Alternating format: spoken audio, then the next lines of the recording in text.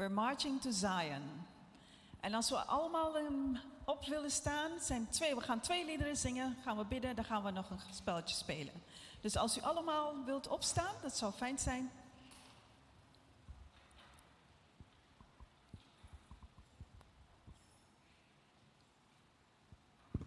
Eén, 2.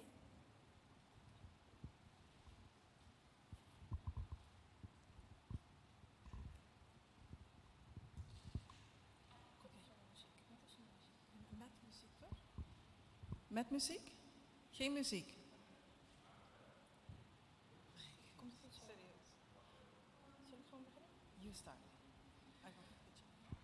Come we that love the Lord, and let our joys be known. Join in a song of sweet accord. Join with a song with sweet accord, and thus surround the throne, and thus surround the throne.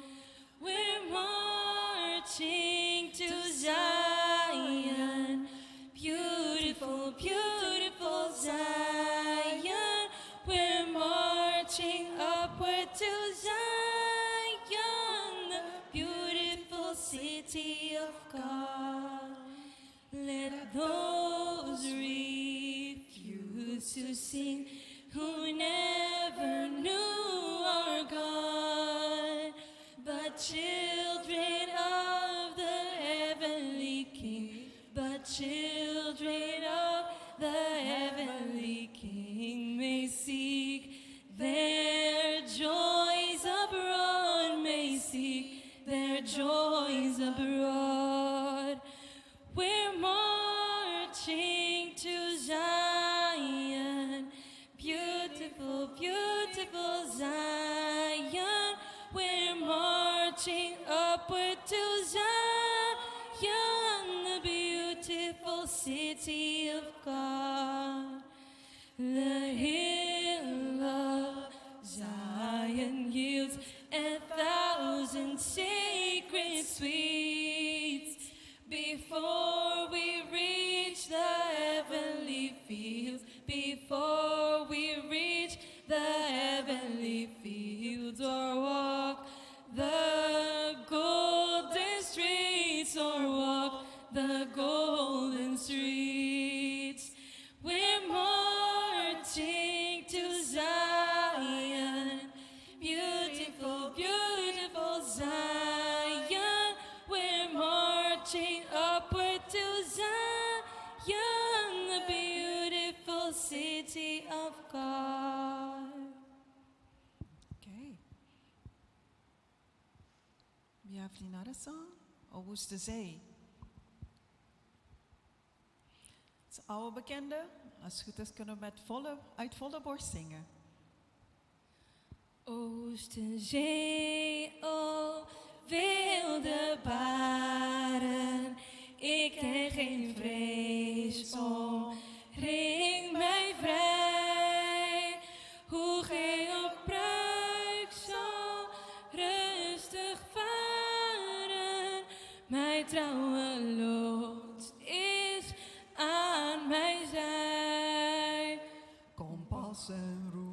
Kompas en roer, kompas en roer van mijn broodscheepje. Zijn in de hand. Zijn in de hand, zijn in de hand van mijn Heer. Als ik soms beef. Als ik soms beef, als ik soms beef in nachtelijk duister, Hoor ik zijn stem. hoor ik zijn stem, hoor ik zijn stem en rust keert weer. Hoe klip en rots mij ook bedreigen en zandbank sluw mijn boot belaat, kom waar ik voort naar hemels haven. Ik heb een loodstraal overzaagd.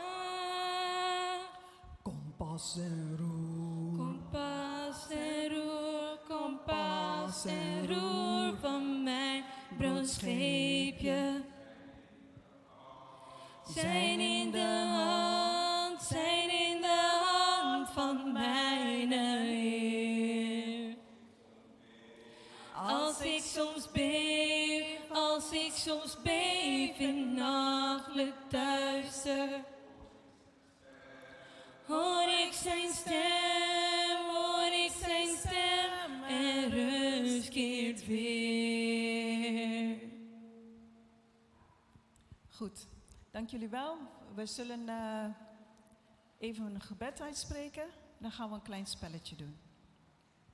Lieve Heer, wij komen voor uw aangezicht.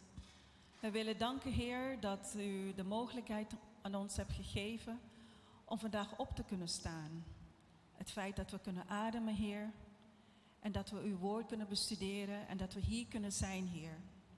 Lieve Heer, wij vragen u, Heere God, ook een zegen voor de sprekers straks, broeder Nedley, en het programma dat u ons gaat brengen, Heer. Lieve Heer, wij vragen dat wij opene harten mogen hebben. Vul ons met uw Heilige Geest, zodat wij onderscheidingsvermogen kunnen hebben, Heer. En wat wij kunnen doen in ons leven, om dat ook op de juiste manier toe te passen. Zodat wij een vruchtbare, liefdevolle en een geestelijk leven kunnen leven met u. Dit vragen we in Jezus' naam. Amen. Goed, we hebben vandaag nog een spelletje. En het spelletje heet Wordle. En dat is meer een reflectie op wat we de afgelopen 2 dagen hebben gelezen, gezien, gehoord, gereflecteerd. En de eerste vraag die we gaan stellen is... Dus als het goed is heb je een... dan moet ergens op een QR-code klikken, toch? Zodat ze op Wordle kunnen komen. Ja. Kijk, dan moet je even scannen. En dan zet je dan de nummer erin. 8552-2573. En dan zit je dan in de Wordle. Het gaat erom... De meeste woorden die worden het grootst. En de kleinste woorden, als die maar 1 keer voorkomt, komt die heel klein. Komt het woord vaker voor, dan gaat die veel groter. Dan zien we zo'n beetje waar de mensen het meest aan denken. Zijn we zo klaar? Hebben we nog niet? Oké. De QR-code, hebben jullie die? Nee? Nogmaals, alstublieft.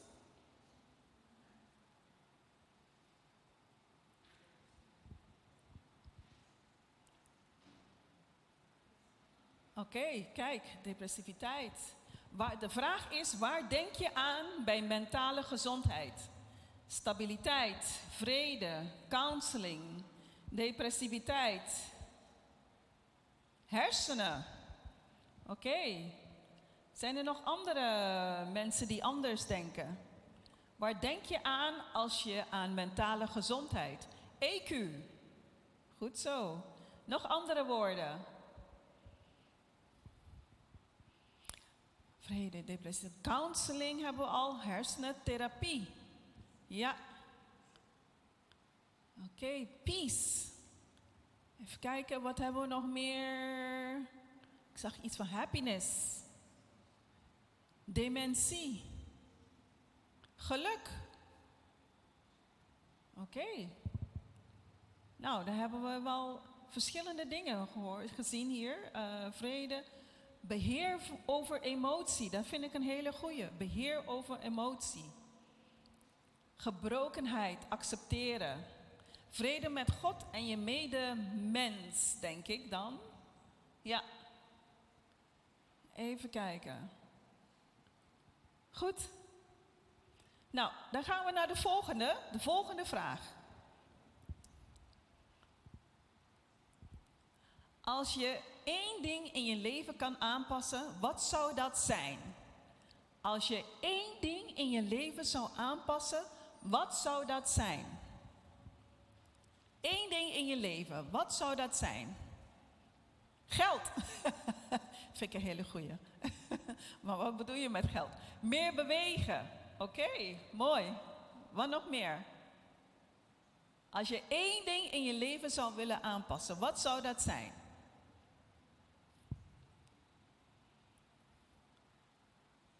Beter tijdsbeheersing. Time management. Ja. Meer lezen in de Bijbel. Opruimen. Oké, dat is... meer rust. Rustmoment, ja. Genoeg slaap. Oké. Nou, dat zijn allemaal dingen dat als je 1 ding zou kunnen aanpassen, zouden we dat ook kunnen doen. Even kijken. Op tijd slapen. Slapen komt wel 2 keer voor. Rust komt 2 keer voor. Wat? Tijdsindeling misschien. Ja, dat heeft ook met tijdsindeling. Time management, dat staat er ook al een keer mee. Meer beweging, meer rust. Ja, tijdsbeheersing, tijdsindeling. Volledige overgave aan God. Meer lezen, opruimen. Op tijd slapen. Oké, dan heb ik hier... Even kijken, volgens mij komt er nog meer dingen. Meer lezen in de Bijbel, beheersen, tijdsbespelen, op tijd genoeg slaap. Nou, in ieder geval, het komt neer op meer tijd. De tijd het beste indelen, meer slapen.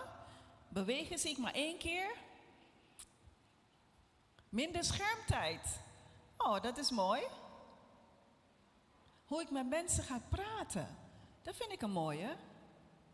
Hoe ik met mensen praten. Als je genoeg rust en je overgeeft aan God, elke dag, de juiste dingen eet, op de juiste moment, in de juiste volgorde, met God in je hart, dat zou wel moeten lukken. Goed, dan gaan we naar de volgende vraag. De laatste vraag voor vandaag. Wat maakt jou gelukkig? Wat maakt u gelukkig? God, familie en vrienden. Slaap. Vind ik een hele goeie.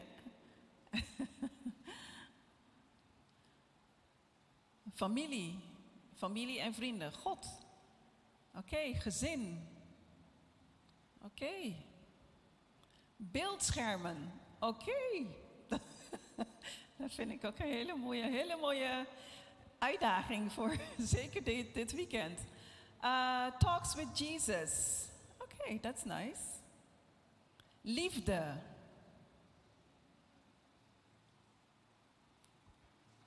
Ja, tevredenheid. Wat maakt jou gelukkig?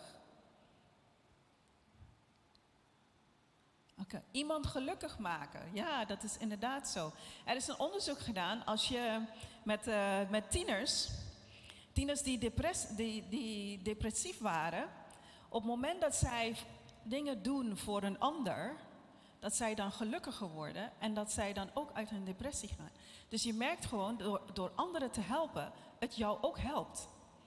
En het leven, wat maakt jou gelukkig? Het leven, bidden, anderen helpen, slaap. Mijn vader, mooi. Mijn gezin, mijn moeder, mooi. Dank jullie wel. Dat was de reflectie van de afgelopen weekend. En dan vraag ik Gabriel naar voren voor de volgende programma. Volgende deel. De spreker zelf komt? Oké. Goed, dan vraag ik Neil Nedley om vandaag te komen. Oh ja, English. Mr. Nedley, Dr. Nedley. Can you please come forward? We will proceed with the program.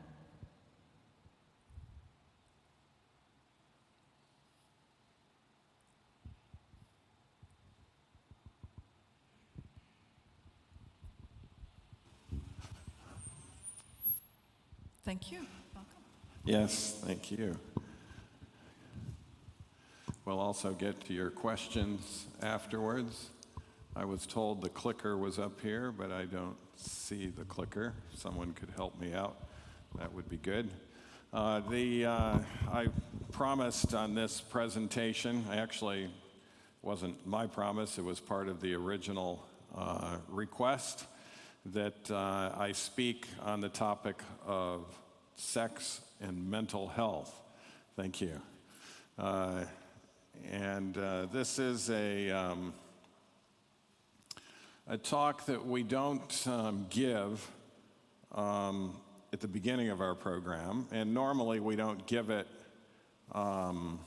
during weekend presentations, but I saw the request there and I thought, okay, we can do that. One of the reasons why is you have to have an enhanced frontal lobe to be able to process this information and understand it. You know, it's kind of like trying to give a Bible study in a bar with a lot of drunk people. It's not worth your time to do that. Their frontal lobes are suppressed, and you're going to be wasting your time, and you can make better use of your time. And so normally this comes about on day 5 or so, day 5 or 6, when their frontal lobes are starting to wake up. We've got them increasing in fitness.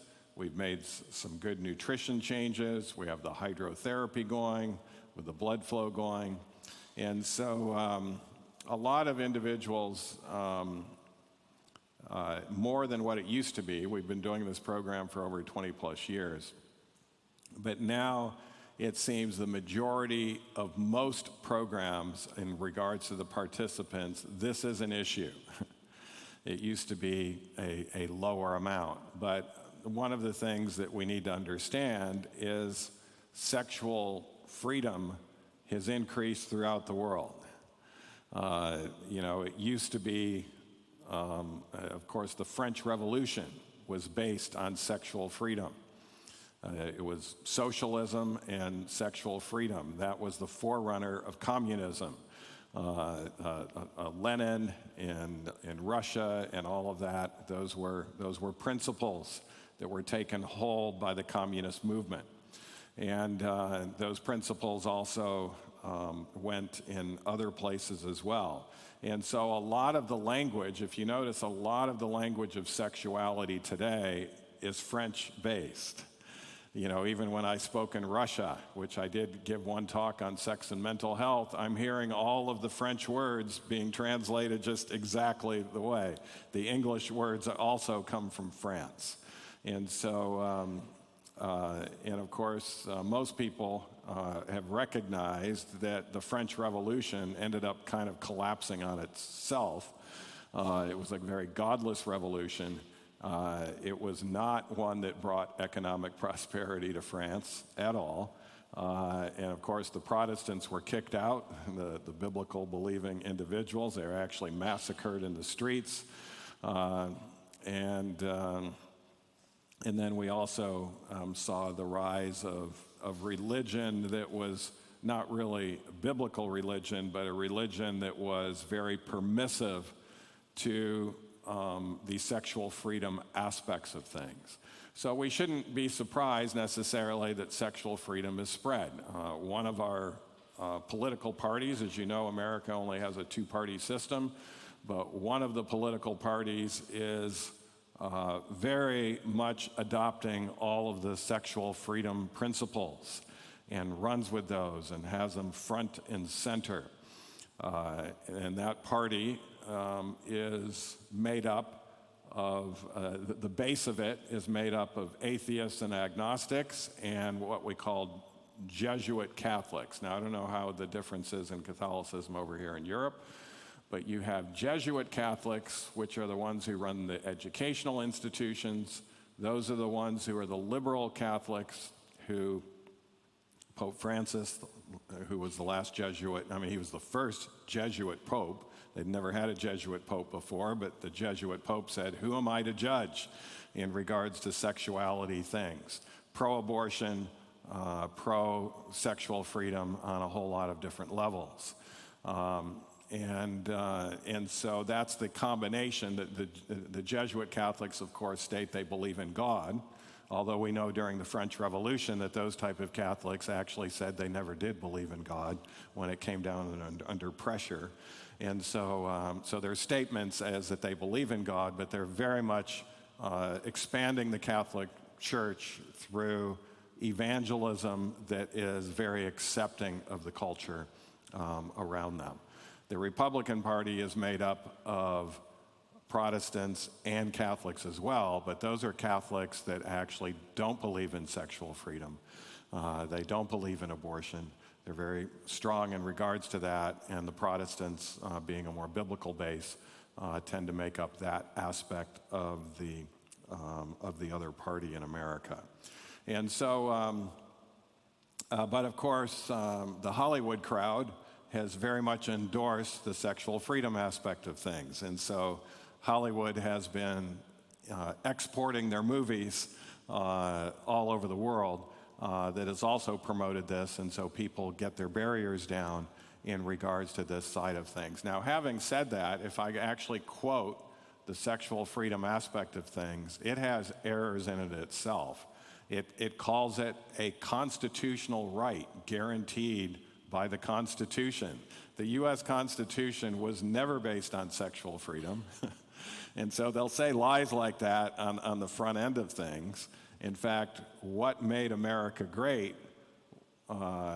in regards to that is freedom of religion, freedom of speech, but there was never sexual freedom in the formation of America. There were laws against adultery. There were laws against sodomy to protect the women in those relationships. And that protection, it turns out, when we take a look at the studies, was very important in regards to building a society that was the top in so many different areas. And so when we look at the degradation of societies around us, we can actually see very much a connection in this area once you get to the historical aspects. So with that foreground, I'm just mentioning that, and I'm going to actually ask that this presentation stay up for maybe 90 days, but that's all. We're going to need to take it down after that because of the sensitive nature and the fact that many will be viewing this presentation that don't have the frontal lobe aspects to understand what we're going to say. And so we've reached people, as mentioned, we have reached those that are very much involved in the sexual freedom movement. We can go into a lot of stories and examples of that. We aren't going to have those stories, but even some of the people who were part of the original gay marriages have totally changed. They were highlighted by the media. They're not highlighted by the media when they're enlightened, of course. And many of those have come to Weimar and told their story in regards to the truths of what I'm about ready to say. So sex, brain chemistry, and mental health. And by the way, this is not just, as you can see, a lot of it has to do with actually heterosexual sex, because heterosexual sex can also be very unhealthy. So let's talk about the brain chemistry aspect of things. Phenylethylamine is the love chemical that speeds up the flow of information between nerve cells. Professor Robert Fryer of Ferris State University in Michigan explains falling in love involves phenylethylamine, which causes a person to be less likely to be aware of the faults of the other person. PEA gives us that euphoric high, that feel good, everything is wonderful, this person can do no wrong. We've oftentimes seen people who fall in love with somebody and ask, are you blind? Well, yes, they really are blind, and almost no one can tell them at that stage of the game because phenylethylamine is pouring out in large quantities. And when PEA is pouring out in those large quantities, it's hard for people to be reasonable. They'll actually be more objective in hiring an employee than they will in regards to their analyzing whether they should go forward with a romantic partner or not, because phenylethylamine is causing all of this feel-good aspect of things. And of course, we saw that. We can talk about things in Scripture. Samson had that phenylethylamine pouring out in large quantities with his first wife, and get her for me, she pleaseth me well, wasn't willing to listen to any reason from reasonable parents. And the good part of that marriage only lasted about a week and took about a year for the divorce, etc. But we can chalk it up to phenylethylamine in regards to what that tends to do even today. So who wouldn't get a rush with these chemicals running around? This also explains why many people need to be in love. they get addicted to that rush of chemicals. I don't know if you've seen people after breakups, when PEA is gone, they go right into another relationship to try to get that rush of chemicals. This chemical high can last from a few months to around 4 years, average is 18 months. Pretty typical relationship lengths are about the time the passion starts to wind down after this high wears off. And this is typical, and you'll see why it's typical here today, but it's not God's plan for PEA to go away in 4 years. There's about 1% of society where PEA does not go away.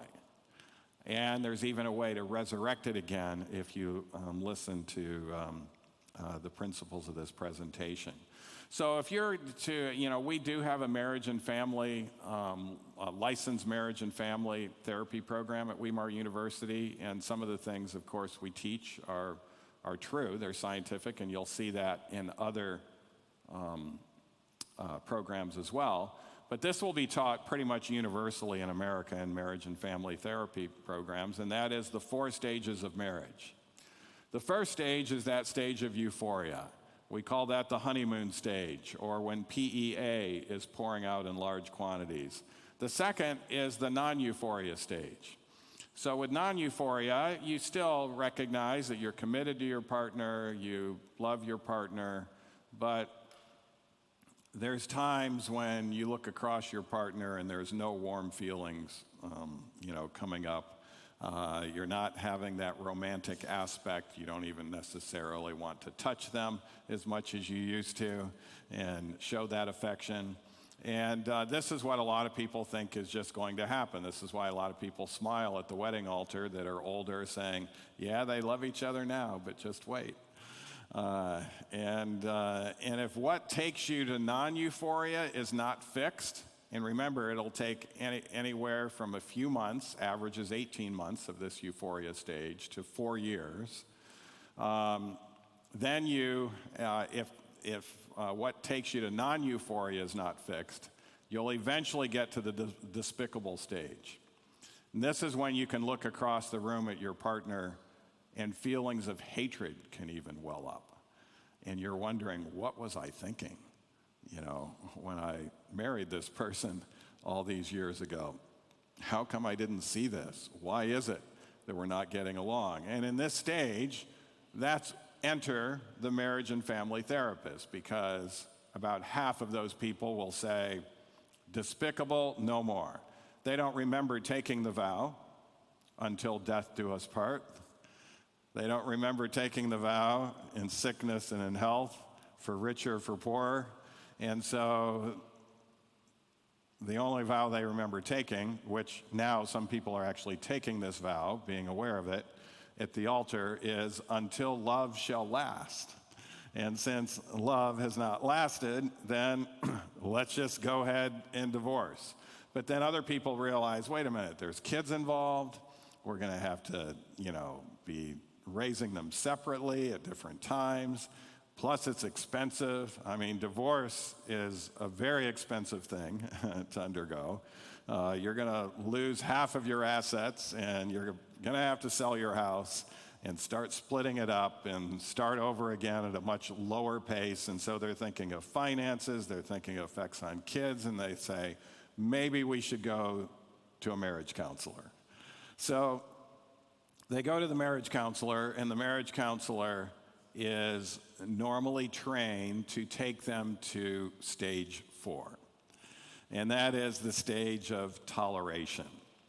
This is where the marriage counselor says, is there anything you like about your husband?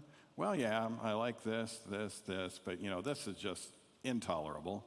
And then talk separately with the husband, or the things you like about your wife. And then they'll talk about things like boundaries in marriage.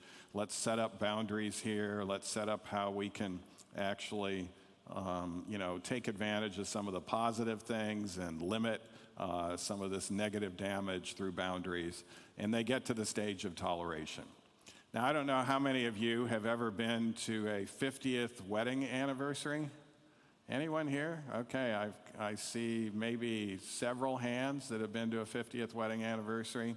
I've been to quite a few, as old as I am.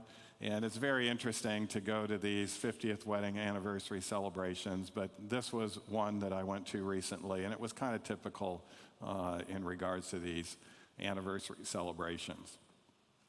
This woman has put up with this man for 50 years. This is a hero. And he has put up with her for 50 years. These guys are just amazing. They are heroes. And after this was being stated, the woman was asked, "Did you ever think about divorce?" And she said, "Not once, but I thought about murder many times." And so this is what happens in regards to marriage and those typical stages of marriage. So with this sexual freedom thing sweeping the world, it's not surprising it's increased cohabitation. What does this mean? Sexual intimacy without commitment. You know, wedding, those vows are pretty serious. And I know they were pretty serious. I can tell at another time maybe Erica and my story, but I realized this was not just a roommate for a year. This was going to be a roommate for life. And, it makes you pause. Particularly males tend to pause more on that commitment side of things, although sometimes it's the other side as well. And so the idea is, how can we have the advantages of marriage without that commitment aspect of things? Let's try it out. I remember, I was raised in the hippie generation. That's when sexual freedom started to come into America. It wasn't there at all until, maybe in little tiny pieces, but it didn't become popular at all until the hippie generation.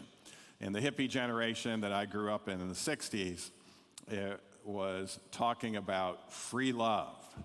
We need to have free love. What does free love mean? Casual sex. It's sex without commitment. And so I remember one of the free love hippie people telling me, you don't just go into a shoe store and look at a pair of shoes and commit to buying them.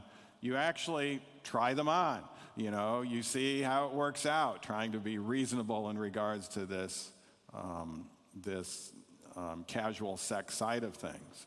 But, if you're healthy enough to get married, I can tell you that the way the design has occurred, no matter how big the man or small the woman or vice versa, it always fits. It's not like something like buying a shoe.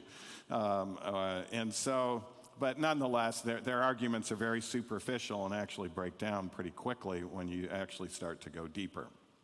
So what happens with cohabitation first? Say like you cohabitate and then you decide, all right, I guess we're together, we've done it this long, maybe we're going to start having kids. It'd probably be better if we just go ahead and get married. So then they'll make the commitment sometimes to go ahead and get married. By the way, a lot of people think, well, that will be superior. They've tried it out. But study after study, there's not a single study that goes against this. By the way, 73% of couples now do this before getting married, so vast majority of them. Studies show you're more likely to get married to a person who's not the best match. That shouldn't be surprising. The reason why you didn't get married to begin with is because you realized there were issues with the person. And maybe someone saw the issue just on one side, the other one would have been willing, but they still love this person. Hopefully it works out. But the whole aspect in regards to cohabitation is, if you satisfy me enough, then maybe I'll be willing to get committed to you at some point. This is not security, per se. And so, but when you start cohabitating, do you think your options increase in regards to finding a better match or decrease? your options decrease significantly because someone who might be a better match is saying, I'm not going to get involved with this. He's already with this person over here. And so you just totally sabotage your options for a better match, but you cohabitated because you didn't really have anyone else, and you liked them enough to be able to do that, but not enough to marry them. So when they do get married, their marital satisfaction is significantly lower, their dedication to each other is significantly less, their level of commitment, even though they did take the vows, are less, their confidence, each of the confidence of each other are less, and interestingly, their intimate satisfaction is significantly less. Well, that's why they did it to begin with, was intimate satisfaction. But their intimate satisfaction is significantly less in regards to starting this out in regards to casual sex. Also, their communication is significantly more negative towards each other. Now, if you look at the study here, it says a replication and expansion of previous findings. And so, like I said, there's a whole lot of studies that tried to show that cohabiting might be actually a good thing first, but they have not been able to show it's a good thing at all. It's far better to have commitment first before intimacy. And their divorce rate's significantly higher than those who didn't cohabitate before that marriage. So why does couple euphoria tend to wear off? There can be multiple reasons why it tends to wear off. Level of commitment is certainly a major issue. But another reason is actually the type of sex performed in the intimate relationship. Not all sex. Now, this is something that you may not have heard in the Netherlands before, but it's very clear, not all sex is equal when it comes to brain health. It is very disequal, extremely disequal. But you're unlikely to hear about it from politicians that have accepted this movement, or even from any others, because of the public crucifixion they'll do and the emotional response by telling people the truth in regards to these things. But also another is the frequency of sexual interactions. It turns out you can have sexual excess, even doing it healthfully, and it produces some significant adverse changes in the brain. And when people first hook up and get married, there's a strong likelihood that if they are doing it right, which they may not be doing it right, but if they are doing it right, there's a strong likelihood they're going to start out excessive. I mean, you're going into the same bed at night, you're both undressing together, you have that affinity for each other, and so it's natural to actually overdo it. By the way, there was a protection against that among God's people. And there's a professor at Southern Adventist University. We've had him come and speak at Weimar. His name is Stephen Bauer. He's a PhD, and he's done a whole thesis on the General Conference session of Acts 15. This was a General Conference session that the apostles were part of. And so the apostles were all getting together to say, what part of the Mosaic Code are we going to continue with?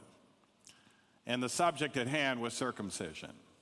Did they accept circumcision as something that was going to be continued among all Christianity? Anyone know the answer to that? It was no. It was a decided no. So the GC session decided not circumcision. When the Gentiles convert to Christianity, they don't have to be circumcised. But what do they need to do? There were three things. Two of them had to do with diet, which we won't go into today. And the third had to do with the Mosaic laws regarding sexuality. And Stephen Bauer says it was so important that every year on the Day of Atonement, God's people read Leviticus to every man, woman, and child regarding the laws of sexuality. And if you see those laws, you are going to realize when you're keeping those laws, it prevents you from sexual excess to a very large degree. I don't know if you remember, but when David, it was so much the norm to keep to those sexual laws that when David was considering Bathsheba, he had to ask the question, are you able to? Because during the menstrual cycle, there was no sex, but it didn't end there. There was another 7 days after that before they could be having sex. So, there's 12 days a month where they had to be completely abstinent. Now, interestingly, Israel, despite all that abstinence, grew and multiplied like no other nation had ever done.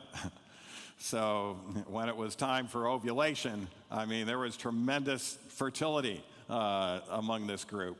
But they also lived in tents next to each other where there were women available all the time to men and vice versa, but they were the most faithful group of people as well. As you find out, when you keep yourselves from sexual excess, there's much less likelihood that you're going to have wandering eyes. And this has been well proven. A lot of people don't understand that. We've had so many people come to our program that say, I gave it to the man as much as he wanted, however he wanted, whenever he wanted. It was great sex, and he left me anyways. Guess what? That was one of the reasons he left. Because sexual excess is actually going to stimulate the desire for novelty in regards to sex.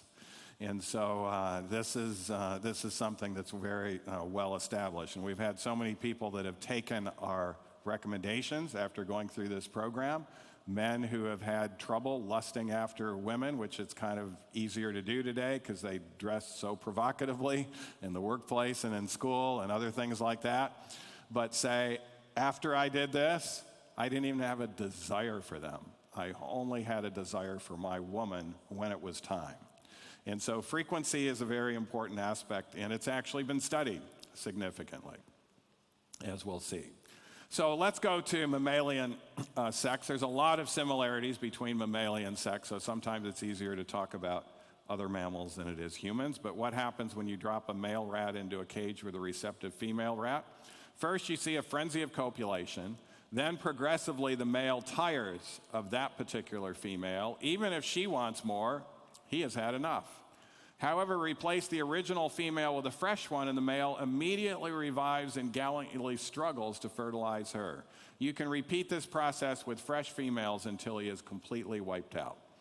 And this is called the Coolidge effect, and it's the automatic response to novel mates. So this is the different colored rats here are the minutes to ejaculation, and you can see with the same female, very different curve.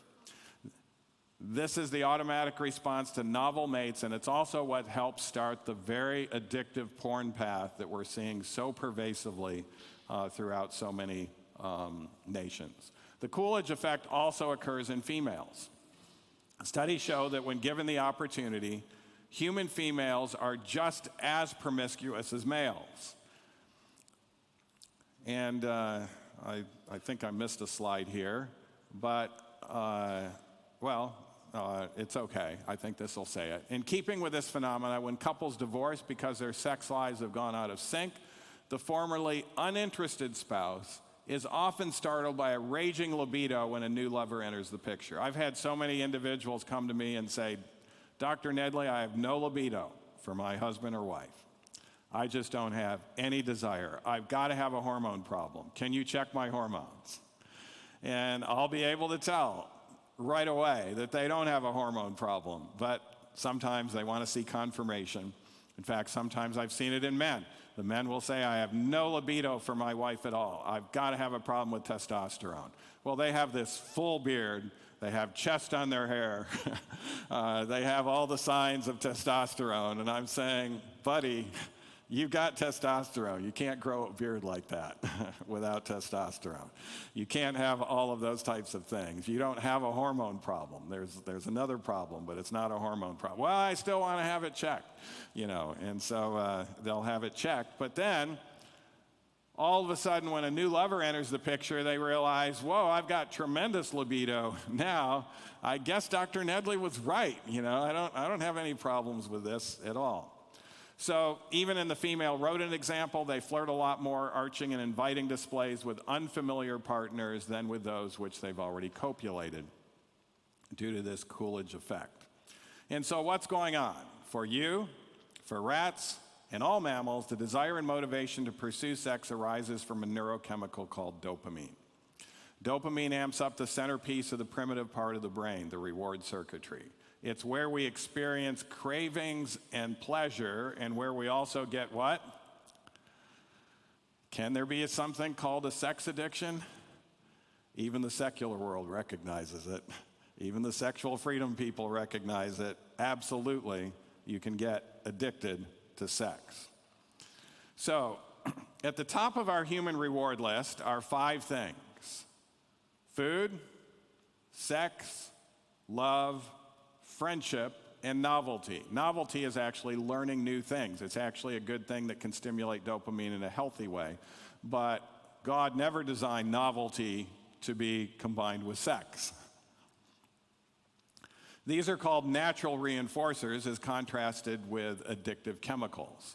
And why are those natural reinforcers there? Sometimes people have blamed God for the fact that we have dopamine in regards to those things. It actually helps us not to forget about important things during prolonged focus that would hinder our ability to accomplish the designer's will and could even compromise your ability to survive. In other words, if you didn't have dopamine as part of your stimulation for food, you could be doing something so useful and you're focused so well that you would forget to eat for 30, 45, 60 days. Would that be a healthy thing? No, it wouldn't be. So the lower brain is there saying, hunger, you might want to have some food. And then the upper brain has to decide whether we're going to eat, what we're going to eat, and maybe who we're going to eat with, all of those types of decisions. And so that's why the lower brain is there. God anticipated we would have a frontal lobe to decide, but he wanted little reminders and cues in regards to that. And we know that's part of his design plan. Let's talk about a reminder and cue. When we have a baby, there's not much that baby can do. Totally helpless on us, but there's 2 things it can do. It can cry loud, and it can suck. Why does it cry loud? God wanted us to have a reminder. That kid needs to be fed. And so, it has a full voice that can do that right at the time of birth. And so God was in the creation of things, giving us reminders that we might need to consider in regards to our daily life, because we could get so focused doing good things. So it turns out the bigger the squirt of dopamine, the more you want something. No dopamine, and you just what? Ignore it. Chocolate cake and ice cream, big blast of dopamine. Celery, not so much.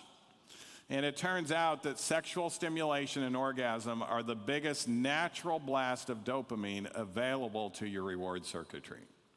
So as far as natural blast, there's nothing that lines up with that. Now, we can talk about unnatural blast, like cocaine and meth and those type of things. Those are doing those dopamine things too.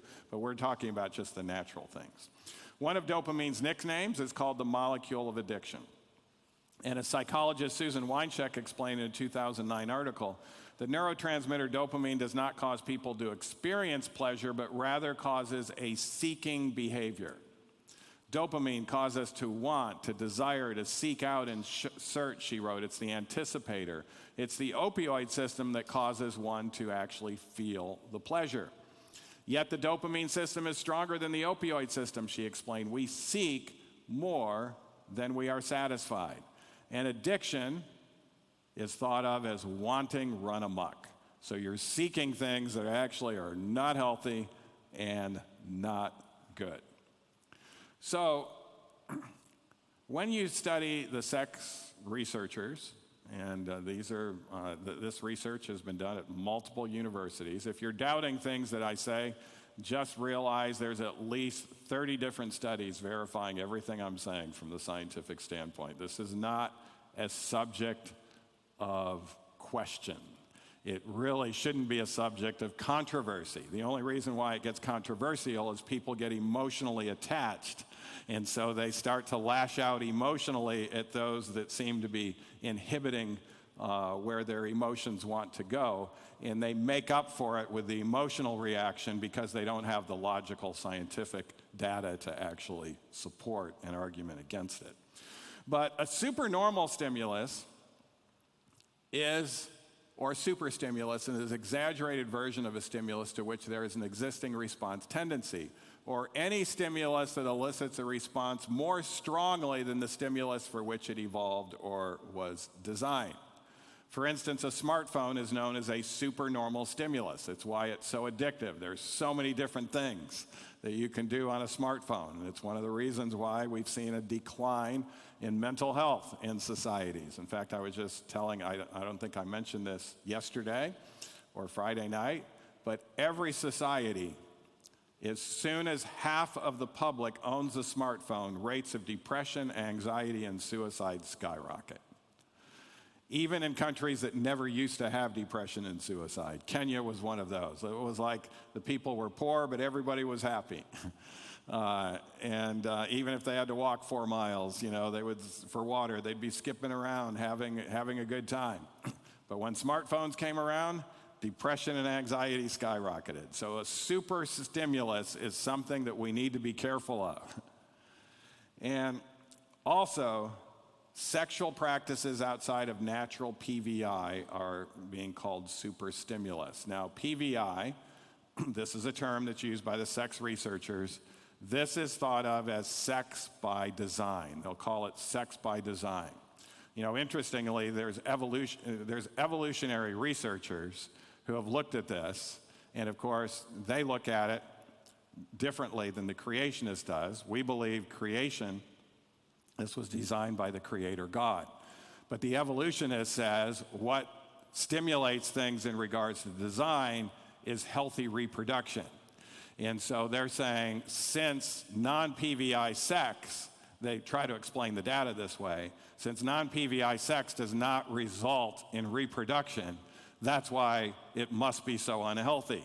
But interestingly, evolutionists and creationists agree on this topic that have studied it. And it's kind of interesting in other ways as well. The evolutionists say that we should be vegetarian. That's why vegetarianism is so much better, because the way our teeth are, all of those things, we're not carnivorous in the way we evolved and designed. And of course, the creationists from Genesis chapter 1, after God created man, states what the food is for mankind, which is also vegetarian. So there's times when evolutionists and creationists actually agree on topics, and this is one of them.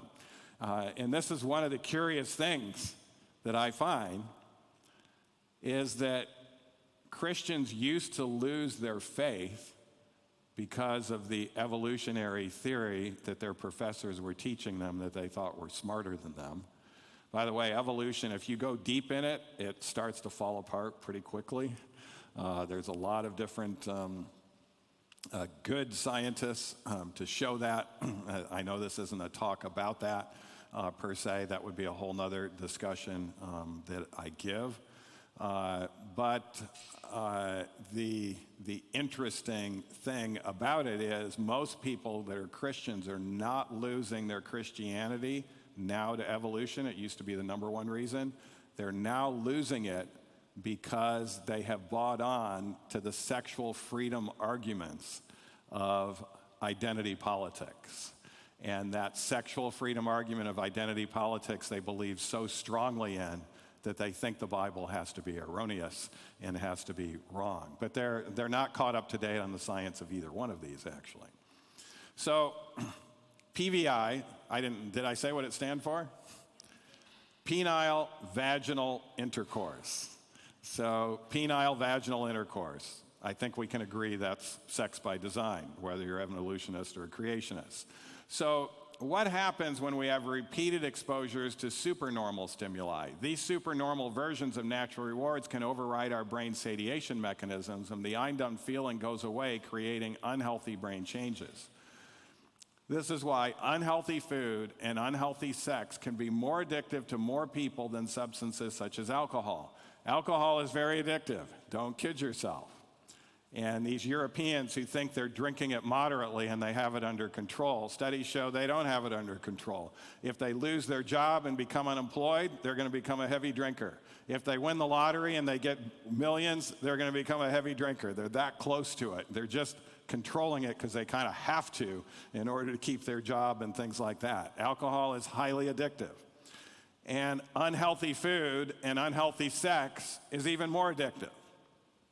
Research confirms anticipation of reward and novelty amplify one another to increase excitement and actually rewire our limbic system. So our lower brain gets rewired. So what are the actual unhealthy brain changes that have been shown? First is desensitization. This means that your pleasure response is numbed. Among other changes, dopamine and dopamine 2 receptors decline in the brain's reward circuitry, leaving the addict less sensitive to pleasure and hungry for dopamine-raising activities and substances of all kinds. This means more pleasure leads to what? Less pleasure. And the addict then tends to neglect interests, stimuli, and behaviors that were once of high personal relevance. We have seen this on the scores of so many that have come to our program. They had high goals, high interests of personal relevance, and then they got involved into this. And it was so gripping at first. Such high amounts of dopamine activity and pleasure, and then it dives back down, and pretty soon it's going more and more less than neutral. First, the person was doing it to get high, but eventually they're doing it to get numb, and it actually has changed their goals, or they end up with no goals in life. Sensitization is the second aspect. Super memory of pleasure. This is stored in the lowest portion of the brain called the amygdala. Rewired nerve connections cause the reward circuitry to buzz in response to addiction-related cues or thoughts. This Pavlovian memory makes the addiction more compelling than other activities in the addict's life. And when this occurs, the individual is also more sensitive and more irritable with the usual nuisances of life. One of the ways that you can pick up that somebody is in this stage is things that are not only very tangentially related to sex, they'll actually relate it to sex. And, I've worked with individuals like this. 2 of them were in our gastrointestinal lab. They were girls in their 20s.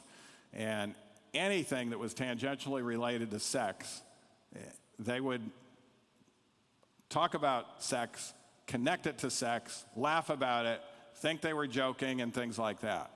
And when another doctor came in who was also in that stage and would link something to sex, they would see that as very inappropriate that he was talking that way. But they would be talking that way a lot, and this part was also very true.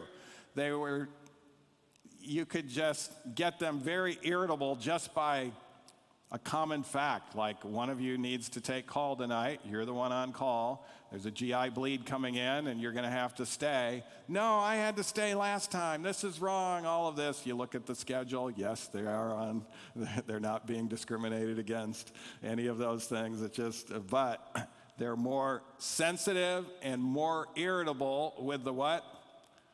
Usual nuisances of life.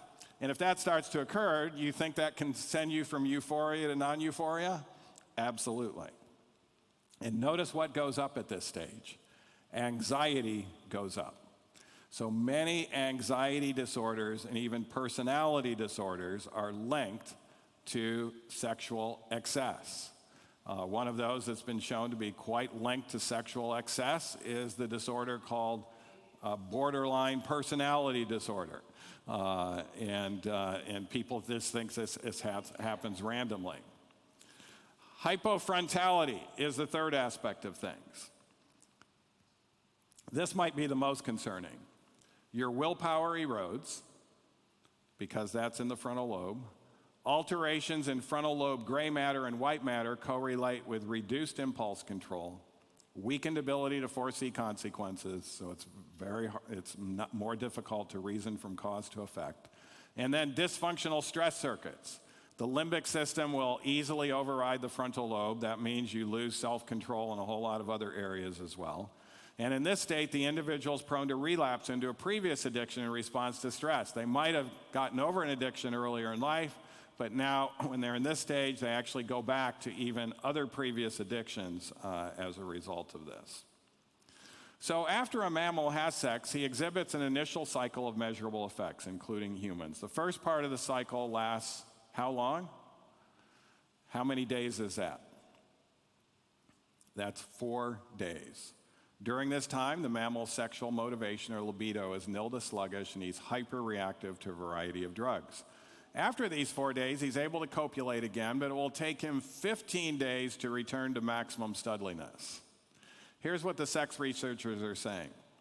The long-lasting sexual inhibition, that was the 4 days, resulting from copulation to satiation. Copulation means sexual intercourse or sexual climax. To satiation, that means you're satisfied, constitutes a protective mechanism against overstimulation of the brain circuits involved in its processing. So they're saying this long-lasting sexual inhibition is a good thing.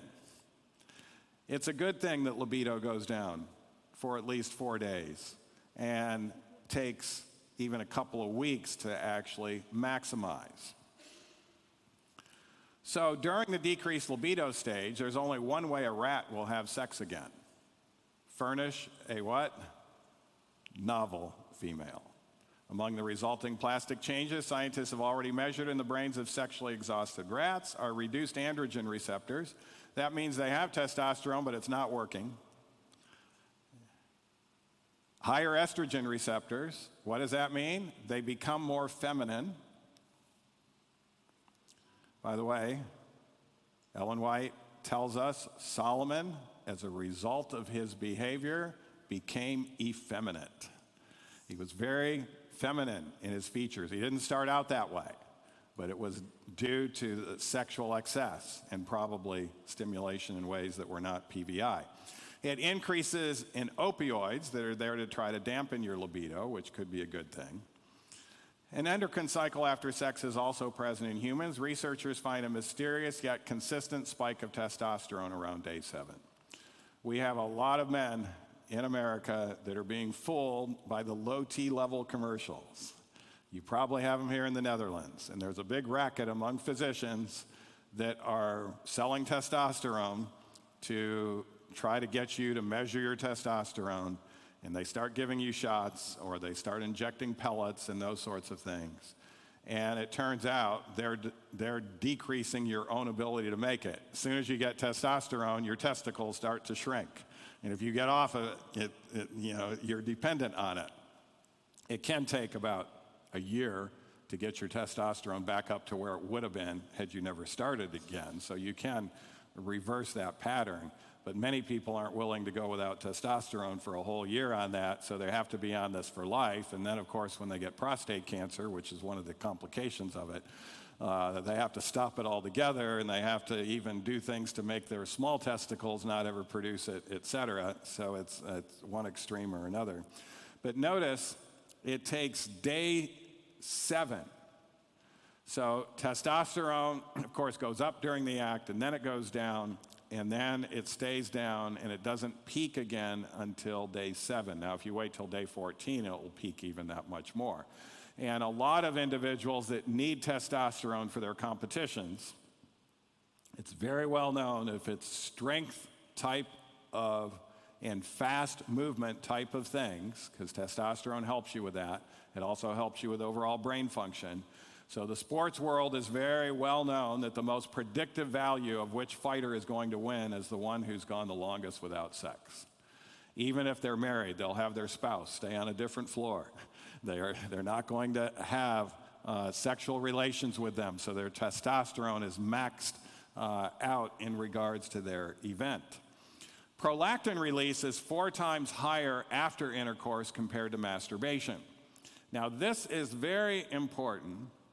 Prolactin, we're going to talk about that a little bit more. That's another brain hormone chemical. And notice, doesn't come up much at all with masturbation. Now, masturbation is being taught by the sexual freedom movement. It's even being taught in schools to have kids learn how to masturbate. because it's thought to be something that could help calm them. This is very, very, I really think the writers of this should be taken to court and tried in regards to what they're doing, because they're starting these sexual addictions even before they have a sexual partner. And they're going to have these adverse effects. Now, when I grew up, I'll just tell you, in America, masturbation was equated with a psychological disorder. I remember the first time I heard about it, there was a guy that was masturbating in a bush over there that was in school. And this was a teenager, and some of the other males saw what he was doing and just yelled out, "Psycho, psycho!" This guy is, a big psych case because, of what he was doing. And I asked, "Well, why are you saying psycho?" "He's playing with himself." I didn't know what that even meant. I was a teenager. I didn't know what that meant. But I'd never even heard of it before. But nowadays, it's being taught at an earlier age and getting people actually to have these 3 adverse changes right away. Now, what is prolactin important for? Prolactin is there to actually protect our dopamine receptors from being destroyed as a result of sex. For years, people have wondered, when you're in a healthy, committed marriage relationship and you're not doing it too frequently, why, when you get this dopamine surge with sexual climax, why doesn't it start picking off receptors? Any other habit would do that. Cocaine, meth, alcohol, even chocolate. Chocolate doesn't taste as good, after you do it multiple times with all of that. Then you're doing it just to get numb. But in regards to, if there's 3 things that are there, the prolactin amount that comes out with sex actually protects all of those dopamine receptors. So that means year 30, the sex can be even better than it was during euphoria and the intimacy, and not just the sex, but the whole aspect of the marriage. And the PEA can actually stay up there as a result of prolactin. So having sex with a loving spouse also increases oxytocin. You don't see that in casual sex. Oxytocin is that bonding chemical aspect of things. That's pretty amazing. Masturbation, however, delivers a much weaker "you're done" message. And a few years ago, German researchers reported that as the duration of partnership increases, sexual desire generally declines in women, while the desire for tenderness generally declines in men. Usually, the more frustrated partner of either gender logically assumes he would be perfectly happy if only he could have as much sex as he wants. So this tends to happen in relationships where the woman is not as interested over time. By the way, that's a sign of overdoing it or superstimulatory sex. If you're not overdoing it, the woman is going to be just as interested in the man every time it's appropriate to have sex. But they noticed this tendency, and you will notice it as well, particularly if you live in Dallas, Texas. I lived in Dallas and Oklahoma for years, and I don't see these vehicles very commonly here in the Netherlands. But there's pickup trucks. That's the #1 vehicle in Oklahoma and Texas. So you're coming up behind a pickup truck. It looks like there's just one person in the front seat there. But as you get close, you realize there's 2 people there. They're just right next to each other. They can't get enough of each other. They're in that PEA stage of their relationship. Give that relationship 4 years, and you're going down the highway, and there's 2 people in that pickup truck. There's a bench seat, but they're not next to each other at all. And notice what ends up happening. We'll talk about it here. As I mentioned, a lot of people think, well, if I could just have as much sex as I want, I would be happier. But consider what happened when male monkeys were paired repeatedly with the same females who were always in the mood thanks to daily hormone injection. So they made those females be in the mood by giving them testosterone, actually, to make the females want to have sex with the males whenever they wanted. Monkey heaven is what people anticipated was going to occur. The answer was no. The males copulated less and less frequently and with declining enthusiasm over a 3.5-year period of time. Not only that, when novel females showed up, these slackers hurriedly rolled into action with their original zest. So the study's researchers saying the truth is that if your spouse isn't having sex with you as often as you'd like, he or she could be preserving your union by preventing you from satiating yourself sexually too frequently. This has also been shown. Couples engaging in too frequent orgasmic sex eventually drift into engaging in conscious affection only when pursuing orgasm. Those two in the pickup truck, they were touching each other all the time. There was a lot of romance, signs of affection, and now you don't see that sign of affection. And then they'll go to marriage seminars. I've been to since we have marital issues, I've been to some marriage seminars that are supposed to be taught by great marriage seminar people. And these marriage seminar people don't get it right either. And they're saying, okay, you need to make sure you kiss your wife 50 times a day. You need to make sure you touch her this. They give all of these rules in regards to keeping this marriage. And it's kind of like if you're doing it right, that all happens naturally. You don't have to be following any rules. And it's just very natural. I mean, Eric and I, we've been married for 40 plus years, and we need to be careful because we don't want to incite jealousy in others, but there's times when we don't think people are looking. It happened just in the last program. And of course, we're out there doing work, but we see each other, and we were so excited to see each other that we gave a big a kiss, and our depression people were supposed to be in a lecture, but they got out early, and one of them stepped out. Whoa, but that was natural. It wasn't that it was a rule that we needed to do that. It was just that natural affection for your spouse that you're so happy to see and relate with. And so we have to be careful not to be touching ourselves all the time. But couples engaging in too frequent sex, one of the signs is that you're only engaging in conscious affection when the sex is about ready to happen. And if that's the time when it's doing it, caution, you will want to stay tuned on how to fix that. So when scientists looked into the brains of mating rats, they discovered that dopamine, the I gotta have it substance, was behind the phenomena of mate fatigue. As a rat copulates repeatedly with the same partner, less and less dopamine is released in the reward circuitry of its brain. Yet when a novel potential mate shows up, dopamine surges again. So sexual satiation drives mates apart. This probably needs to be memorized by society today. Sexual satiation, even in a marriage relationship, will drive mates apart. If you are always satisfied sexually, watch out. 3 adverse brain changes are coming your way. You want to have it infrequent enough so that there is that hunger, that desire. But it happens with food too. It's the same mechanism that causes you to say yes to a sugary, fat-laden dessert even when you're full of turkey or tofu or mashed potatoes. Dopamine surging in reward circuitry can override your feelings of satiety regardless of what your rational brain may think about overeating or infidelity. So this research is being done by University of California, San Diego. The researcher's name is Stuart Brody. He has a whole sexual research lab where he's been researching human sex. And this is his words. Penile vaginal intercourse is better. Evidence trumps ideology. What does that mean? Ideology says all sex is equal. And he says it is not equal. Penile vaginal intercourse is better. And that was a soft statement. It's actually the only type of sex that was found to be healthy.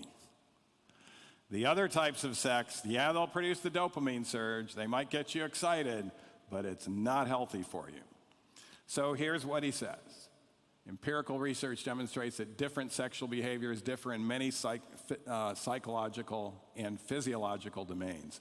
These differences are remarkably consistent in revealing an association between specifically penile vaginal intercourse and indices of better physiological and psychological function. Other sexual behaviors, and notice he names them: masturbation, partner masturbation, oral sex, anal sex, or any other sex that excludes penile vaginal intercourse, are negatively related to indices of physiological and psychological function. By the way, oral sex, anal sex, that's all under the phrase of sodomy. Sodomy is not just anal sex, it's also oral sex as well. It's where it came from.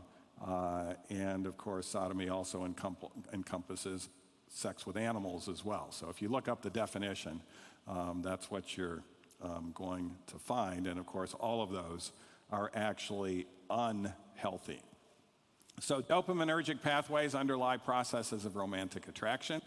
The studies demonstrate that the prolactin surges that modulate dopaminergic function differ greatly between sexual behaviors. So the dopamine is there, no matter what is making you climax, but the prolactin is not there if you're doing it unhealthfully, not enough to be able to protect your dopamine receptors. So such surges are strongly associated with women's sexual satisfaction resulting from penile vaginal intercourse and not other non-PVI ways of experiencing orgasm. So PVI is associated with better health. Greater resting heart rate variability is associated with orgasms through penile vaginal intercourse, but not with orgasms from other sources. This is healthy vagus nerve activity. Blood pressure response to stress is also much better. PVI is also associated with better relationship satisfaction. You're going to be far more satisfied with your partner over the course of the long haul. No other forms of sex and relationships have been shown to enhance relationship satisfaction. Other forms of sex do not enhance relationship satisfaction. In fact, they worsen relationship satisfaction over time. And if you're complete and comprehensively committed to each other, PVI produces a nice oxytocin boost in both the female and male.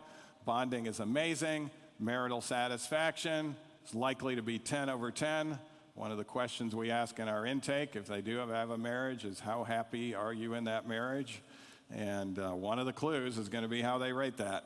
And if it's 10 over 10, chances are they're actually doing it the right way. Prolactin 4 times higher, which modulates the dopamine set point, and dopamine levels are euphoric throughout every aspect of marital intimacy without lowering the dopamine set point and dopamine receptors. So how about frequency? The sexual freedom crowd will state this with zero evidence. They'll just pontificate about it. They'll say engaging in more frequent sex is associated with greater well-being. Do it as frequently as you can and as long as it's consensual. And they're starting to leave out as long as it's consensual now, but that's what they were doing before. And the media emphasizes and research supposedly supports the claim that the more sex you have, the happier you will be. But it turns out only in committed marriage relationships does sex have any enhancing effects on your body and mind. And across 3 studies, notice this is not just 200 people, not 300 people. This is 30,645 people. We demonstrate that the association between sexual frequency and well-being is best described by a curvilinear as opposed to a linear relationship where sex is no longer associated with improved well-being at a frequency of more than once a week. So what does this mean, this curvilinear? That means if you're doing it once a month, or not at all, it might be down here, and as sexual frequency goes up in a committed relationship, it keeps enhancing well-being. Then you get to once a week, and then when it starts going to more than once a week, it starts to go down again, and particularly when you're doing it more than every 4 days, you're going to accelerate those 3 adverse brain changes. So they even did a study, this was a nice study, randomized controlled study on people who are having sex once a week. Because they thought, okay, this is the group that's the happiest, once a week, and we still believe that increased frequency for them would improve their happiness with their partner and their sex. And so they asked these couples, are you willing, just for a trial, to have sex more often, twice a week? And a whole lot of them said, sure, for a trial, we'll do that. You know, we're doing it once a week, but we like sex, and so we'll do it twice a week. And then they randomized a group to stay with the once a week. Those doing twice a week, their sexual satisfaction went down. In other words, it wasn't near as exciting as it used to be, and their relationship satisfaction also went down. And so that's why it's pretty clear that once a week is the best. So this is the study. It was done by Pennsylvania. Couples who doubled the amount of sex didn't enjoy the sex as much and were less happy overall, and this was Carnegie Mellon University, appended the common notion that having more sex will make you happier. So this goes along with other studies, historical studies. This was a researcher from Cambridge. His name is Dr. Unwin. And he was looking at sexual constraints on society. And he found out increased sexual constraints, either pre or post-nuptial. This is nuptial is where you're getting married. So in other words, no sex before marriage and then restrictions post-nuptial always led to increased flourishing of a culture. Conversely, increased sexual freedom always led to collapse of a culture, although it took time for it to completely collapse. And it took 3 generations later before it collapses. He studied 86 societies, and he studied the sexual laws. And he continues on. The most powerful combination was prenuptial chastity. What does that mean? No sex before marriage, coupled with absolute monogamy. In other words, you're not going to stray. You are going to be totally committed to that person. These cultures were rational. And if they retained this combination for at least 3 generations, they exceeded all other cultures in every area, including literature, art, science, furniture, architecture, engineering, agriculture. Every way they could measure it, the culture flourished.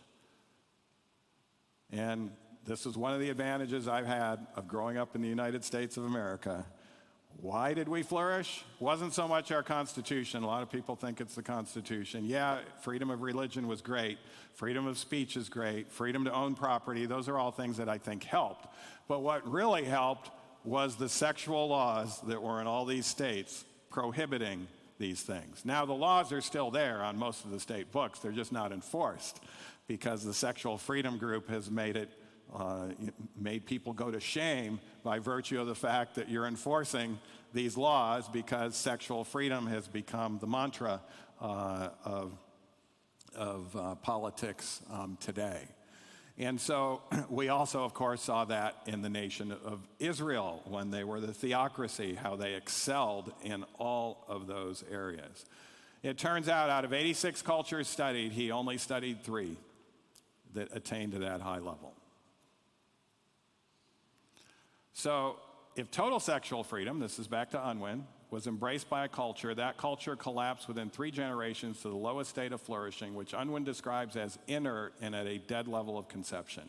This is characterized by people who have little interest in much else than their own wants and needs. Have we wondered why people have become so self-centered today and can't see the big picture? At this level, the culture is usually conquered or taken over by another culture with greater social energy. What about homosexuality? These are facts that you won't hear on your evening news or when the studies come out. Maybe once in a while it will.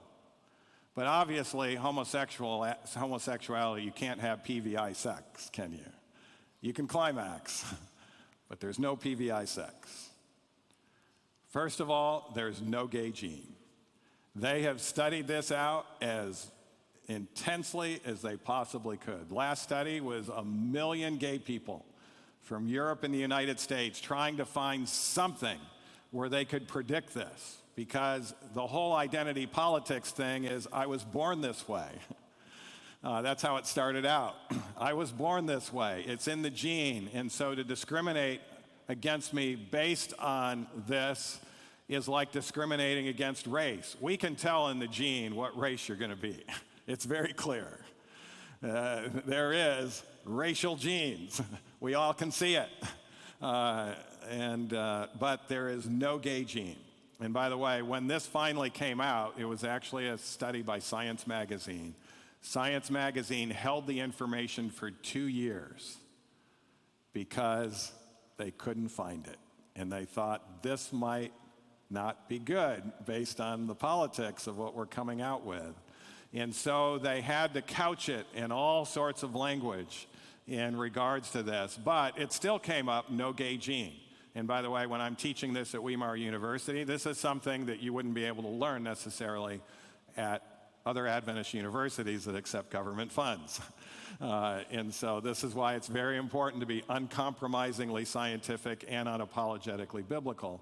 But when we teach this at Weimar University, I will show the two most liberal news networks, MSNBC and CNN, putting up on their headlines, no gay gene, as they were going through this study. So it's not controversial. In fact, when you talk to MSNBC and CNN, they will say, well, sexuality is fluid. So that's their big thing. Sexuality is fluid. You can go whichever way you want, go back and forth. But sometimes it needs to be said that consensual sex is always a choice.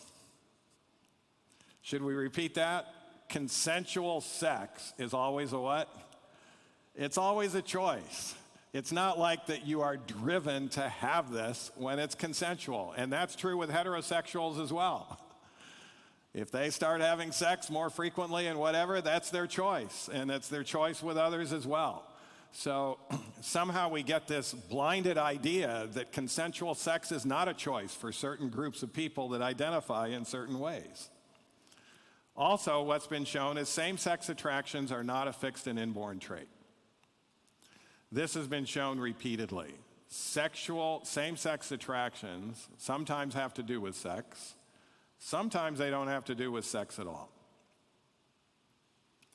Let me give you an example. My father, this is my own personal story now. My father was a great father. I became very close to him, but I only saw him 1 day a week when I was growing up for the first 6 years of my life. Why? He was engineering at General Motors. He was a design automobile engineer, very busy. And then in the evening, he taught at Wayne State University in the engineering department. He taught thermodynamics. He would get Teacher of the Year. He's a great teacher. It's one of the reasons why I love my father. He was a great teacher. And when I was 5 or 6 years old, there was a boy across the street that was the same age as me. They had 10 kids, but one of them was the same age as me. I did everything with him.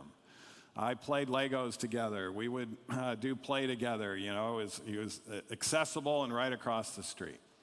And one day, we're holding hands. We come into my mother, and I tell her, Mom, Randall and I have decided when we grow up, we're going to get married. She says, no, you're not. And I said, why not? We love each other. We do everything together. Now, I hadn't seen his sexual organ, and he hadn't seen mine. It wasn't related to sex at all. It was just that bond and that friendship that was so intense. And I said, why not? We love each other so much. She says, you'll figure it out. Now, had she been a modern mother, she might have said, oh, well, you know, that would be great. And, you know, let's foster this sort of thing, etc. But what she did, and she didn't tell me till later, is when Dad came home that night, she said, you need to quit your job at Wayne State. You need to be home with your son. You need to develop a relationship with him. And he did it. When the semester was over with, he quit his job at Wayne State University, and he came home. And I remember, my memory was there. That's why it's almost 6 years old. I remember when he came home early, and he started to do things on his own, and my mother said, go out and play ball with him. play catch. He didn't even know how to necessarily relate to me. And so, yeah, he followed Mom's thing, and we were playing catch, and pretty soon, I didn't have that affinity for Randall anymore. And I had that affinity for my father, because we started to develop a very healthy father-son relationship. And so a lot of this has to do with issues of the same-sex parent or whatever that is there, but it can't be, it's not always that way, because we also know abuse is at an all-time high. I don't know if you're ready to hear this, and I apologize for those that are not ready to hear it, but I'm looking. I think we have everyone over age here. If there's someone that's underage, although even underage people are exposed to this sort of thing, this is what happens in the homosexual world. So, and this has been well proven. When you start acting on your same-sex attractions, the male anal hole is tighter than the female anal hole. First, they might be doing it with females, but why is the male hole tighter? There's a prostate gland there, so it's significantly tighter. I am a GI doctor. I do colonoscopy, so I do rectal exams. It's very different, a rectal exam in a female than a rectal exam in a male. So that's one of the reasons why they discover that they actually are homosexual, because, wow, the intensity is great. Now, what happens is after the third time that they do it, they don't even have an interest in a female anymore. But then the male climax gets more difficult. Superstimulatory sex starts taking out dopamine receptors. And so they have to go for tighter holes in order to be fulfilled. And how do you get a tighter hole than a male? An adult male? You go after a child male. And so this is why children, male children, are being abused at much higher frequencies today with this change in sexual behavior. And then once they get abused, then it's far more likely that they're going to have interests along in this area. It's very clear that if you're abused sexually, you could go that area. So the problem isn't necessarily the same-sex attractions. It's actually acting on them. And studies show if you don't act on them, they're not a fixed and inborn trait. They're actually going to go away. Same-sex attractions experienced during adolescence have even found to be transient if they are not acted on. Now, the world will have you believe that if you have same-sex attractions that you are already a homosexual. No. Homosexual means you're having sex with the same sex. It doesn't mean same-sex attractions. And that's how they attract people into that. Have you ever had same-sex attractions? Interestingly, it'll be interesting for you to ask someone with same-sex attractions, have you ever had opposite-sex attractions? Some believe that the 1% are lying, but 99% of people with same-sex attractions will say, oh yes, I've had opposite-sex attractions. The opposite-sex attractions, there's only about a third of them that have ever had same-sex attractions, so most of them have only had opposite-sex attractions, so most of them are not. I don't know if you could call what I had at 5 or 6 a sexual attraction, but I did want to marry him. But same-sex attractions experienced during adolescence are transient. Homosexual behavior carries marked increased physical and mental health risk compared to heterosexual behavior or abstinence. It's not just the increase in risks that we just talked about. There's a book in the Weimar Library that you won't get in other public universities, written by Harvard professors, and it's entitled The Health Hazards of Homosexuality. They wrote it to warn people who are doing this consensually of where this is going to end up and what issues they might have as a result. And it's not just on the male sexual side of things. I lost a 29-year-old female just due to her lesbian sexual act that she was having consensual with another lesbian. And I wrote it up in the medical literature because I thought it would be important. It was the first time that I had seen it, but this girl got septic shock, and we're not finding out why. We can't see any pneumonia. We can't see any urinary tract infection. Why is this girl having this infection go through her bloodstream? And so we couldn't culture out the organism either. And so we scanned her whole body and we saw fluid in the pelvic area that's not supposed to be there. And I told the surgeon, go after it. He says, she's not in good shape to have surgery. I said, I don't care. If we don't go after it, we lost her because nothing's working. She's going to die. And so he went in there and he got the fluid and we cultured it, and it was normal oral flora in a place that shouldn't be there. So I told her friend who was coming in to see her, normal oral flora. Oh yeah, well, let me tell you how we do our lesbian sex. You know, it was a blowjob under pressure and the whole bit in order to try to climax because the old ways of climaxing weren't working anymore, etc. And she died as a direct result of her lesbian sex. There's a whole host of ones that we could talk about in regards to homosexual sex. I wrote it up to get it published in the peer-reviewed journal so that the other doctors could think about this. If they didn't know where sepsis was coming from as a possibility, it wouldn't get printed. Sexual orientation change efforts or reparative therapy is actually not harmful and can be helpful to homosexuals. The laws of the land are changing so much that if you try to help someone who wants to be helped, if they don't want to be helped, we don't try to help them. We'll give them information. Everyone gets this information that goes through our program by day 6. So they have this information once their frontal lobe is enhanced. And most want to change their behavior. They've already made commitments to do the right thing, et cetera, at this point, because they realize it's adversely affected their very being. And so most want to change. But if they want to change, should you be allowed as a therapist to actually do reparative therapy? Absolutely. The person wants it.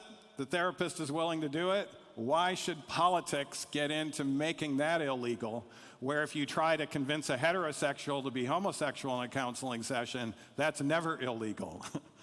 And so we've become very biased in our politics. Childhood sexual abuse. I could go into all of that. I won't because of time. But childhood sexual abuse results in all sorts of issues. This is where, unfortunately, sexual freedom has gone. Childhood sexual abuse is at an all-time high in our society. It didn't used to be common. When I was growing up, it was about less than 1 in 10 females that got abused by the time they were 18. Now it's greater than 1 out of 4. And males, it was less than 1 out of 100. Now it's 1 out of 4 in males that they're going to be sexually abused by the time they're age 18. And the sexual freedom movement isn't going to own up to that, but we know it's very much related based on what I just told you. Effects of pornography are not good either. Synthetic stimulation can make your mate look like cold oatmeal, and according to a 2007 study, mere exposures to a series of images of sexy females cause a man to devalue his real-life partner. Rates are lower not only attractiveness, but also warmth and intelligence, and also after pornography consumption. Subjects in a 1988, this was a randomized controlled trial. It's hard to do a randomized controlled trial now in that because virtually everybody's been exposed to it by the time they're age 18 because of the internet, but these were people that had never been exposed. Then a trial was done in regards to exposure, less satisfied with their intimate partner if they had one, and also their emotional intelligence went way down, their motivation, even their IQ was adversely affected. There's a site on the internet, it's an evolutionary site called Your Brain on Porn that talks about all the harms of pornography. It's not a Christian site, and you can see all sorts of people that are trying to overcome this. But what they encourage everyone to do is do a 90-day reboot. No pornography, no masturbation, no orgasm for 90 consecutive days. We even recommend this among marriage partners who are doing it the wrong way. There's a time, even the Bible says, when you come to an agreement where you can withdraw for a while. The marriage partners that do that, they love to write me their journal in regards to how their brain has changed and how their romantic relationship has changed. It's so much more enhanced after that 90 days. And then when they keep to the once a week, in fact, at the end of 90 days, they're not even ready to start again. They want to make it a honeymoon. They want to make it a special event. They want to do all that sort of thing and reestablish. But they're already very tightly connected romantically and relationship-wise before that intimacy reoccurs again. So we're not all doomed by this. There's a way out of it and a very excellent option to continue. When dopamine levels aren't bouncing around with intense highs and lows, more subtle pleasures can register as surprisingly enjoyable, and partners tend to retain their sparkle. This is a quote from people that have tried to undergo the 90-day reboot. If you mess up, you start the 90 days over again. This guy had gone about 70 days, masturbated 5 times today, and all the old depressive feelings came back. I could clearly see that depression was not because I felt bad about relapsing, because I didn't. It was all about my brain. It got depressed, paranoid, and very anxious 30 minutes after my binge. I finally understand it now, not just in the abstract, but as a matter of experience. I recognize the feelings that often made me depressed and socially awkward. My solution, which was masturbating to make himself feel better, was all the time the problem. I never suspected masturbating had this big an impact on my whole life. I had one of our researchers go through this site to talk about what happens when people undergo the 90-day reboot or 90-day sex fast. Increased happiness, pride, joy, confidence, calmness. Happiness is found in simpler things: a walk, a nice meal, music. They experience more emotions, feeling less numb to life. They begin to love and accept themselves better. They're able to take a stand for what is right. They don't back down. They state their opinion. Increased hope. A better future always seems obtainable no matter how difficult things get. Why is that the case? Frontal lobe has been enhanced again. You need that frontal lobe in order to have that hope. These are men now, after 90 days, less social anxiety and fear of judgment. They're able to initiate conversation more often. Increased conversational skills just naturally occur. Increased vocabulary, words come to them more easily. They feel more in touch with other people and their emotions. They're more focused on interaction with people. Real women now look more attractive. More attention to interaction and physical touch than just the visual, and an increase in motivation to meet and talk to women. One of the reasons why marriages is an all-time low is people are, quote, satisfying themselves in these areas, and they don't have the motivation to actually pursue relationships like they used to. Increased motivation to meet and talk to women. Butterflies won't go away, but your sex drive will provide a counterforce to overcome them, says one of the men. Creation of a magnetic sexual aura, a sexual energy that attracts more attention from women, both known and unknown. They find out when they quit doing this, they're actually far more desirable to women than what they used to be. They feel less intimidated in the presence of an attractive woman. And once they go back to sex, if they have a committed partner, it's not just the pursuit of orgasm anymore. Sex kind of deteriorates to the pursuit of orgasm when you're doing things wrong, but everything about the act, and even whether you orgasm or not, is not an issue. It's not like they have to climax anymore. It's the intimacy aspect. Physically and mentally. Increased determination, energy, productivity, reading, writing, drawing, working out, increased quality of sleep, better posture and appearance, clearer skin, less acne, increased athletic performance, stamina, physical strength, deeper, more manly voice, increased vision has also been reported by a few people. You know, you can follow sports heroes' decline once they start getting involved in that. You remember Tiger Woods? He couldn't lose an event at all. And then he got involved in this, and he couldn't win to save his life. This is the effects of this sort of thing. And some of the best scientific discoveries are when men are not actually doing this or doing it the right way. But when they start doing this, then their whole abilities start to go down in regards to even scientific discoveries. Mentally, increased clarity of mind, loss of brain fog, increased concentration and focus. Grades go up, and better decision making, both short-term and long-term. Memory also improves, and they notice mood swings getting better. Here's some quotes from those who completed the 90-day reboot. I love interacting with real people now.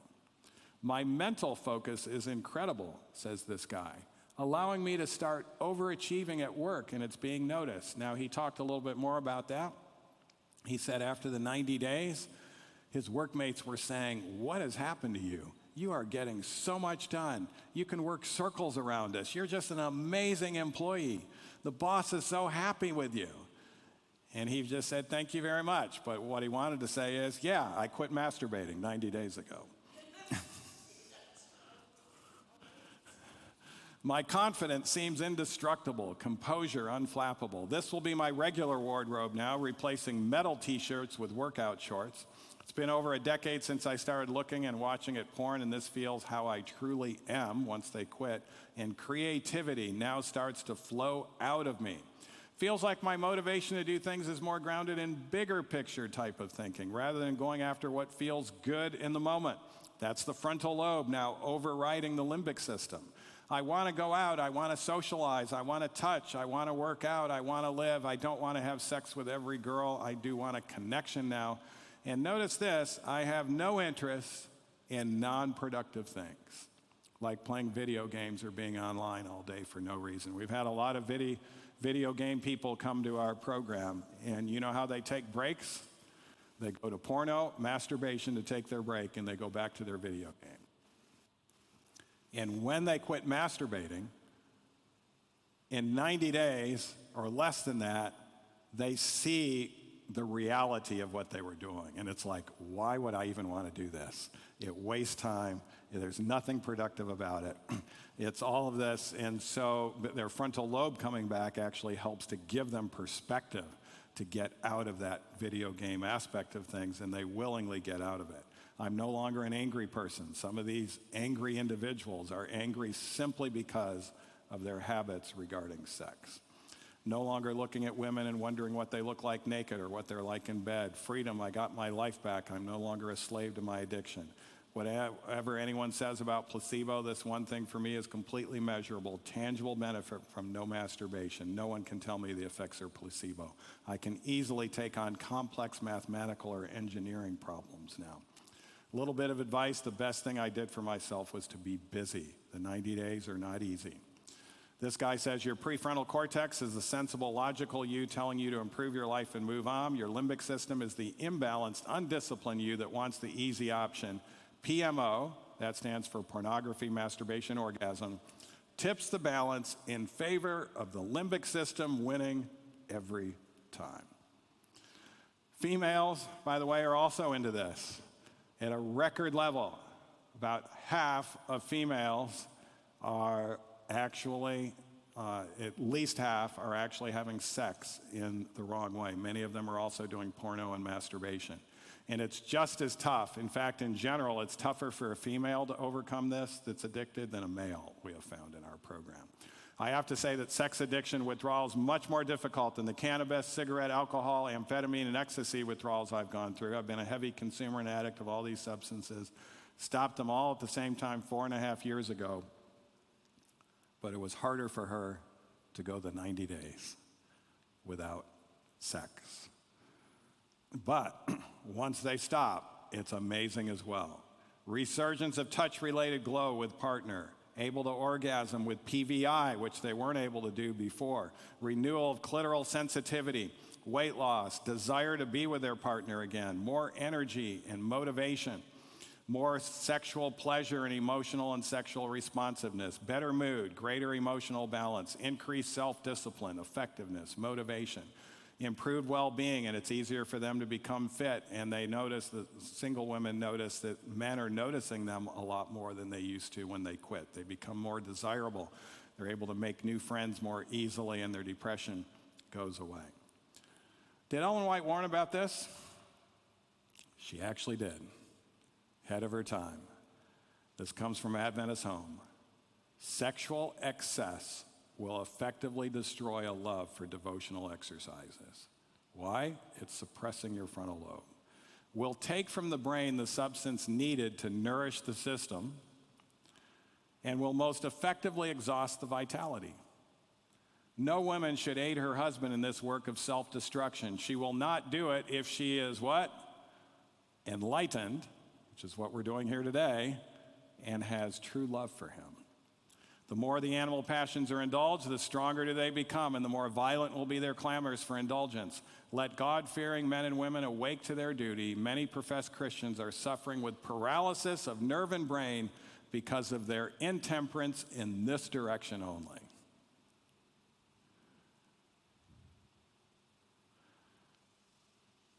So, I think this is my last slide.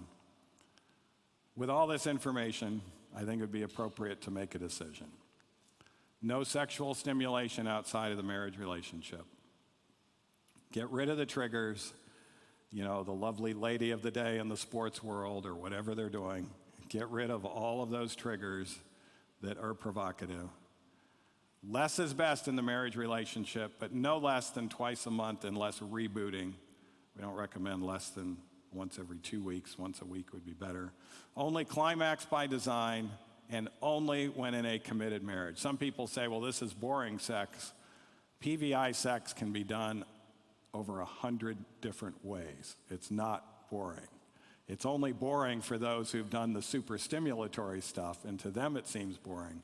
But once you do the 90-day reboot, it's not going to be boring.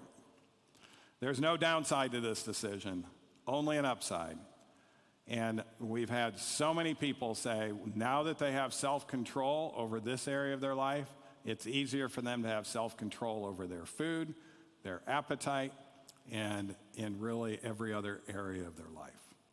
So I would encourage you, there's a reason why God said, do not commit adultery, and in the Old Testament, do not commit fornication, and none of those are saying unless you feel like it.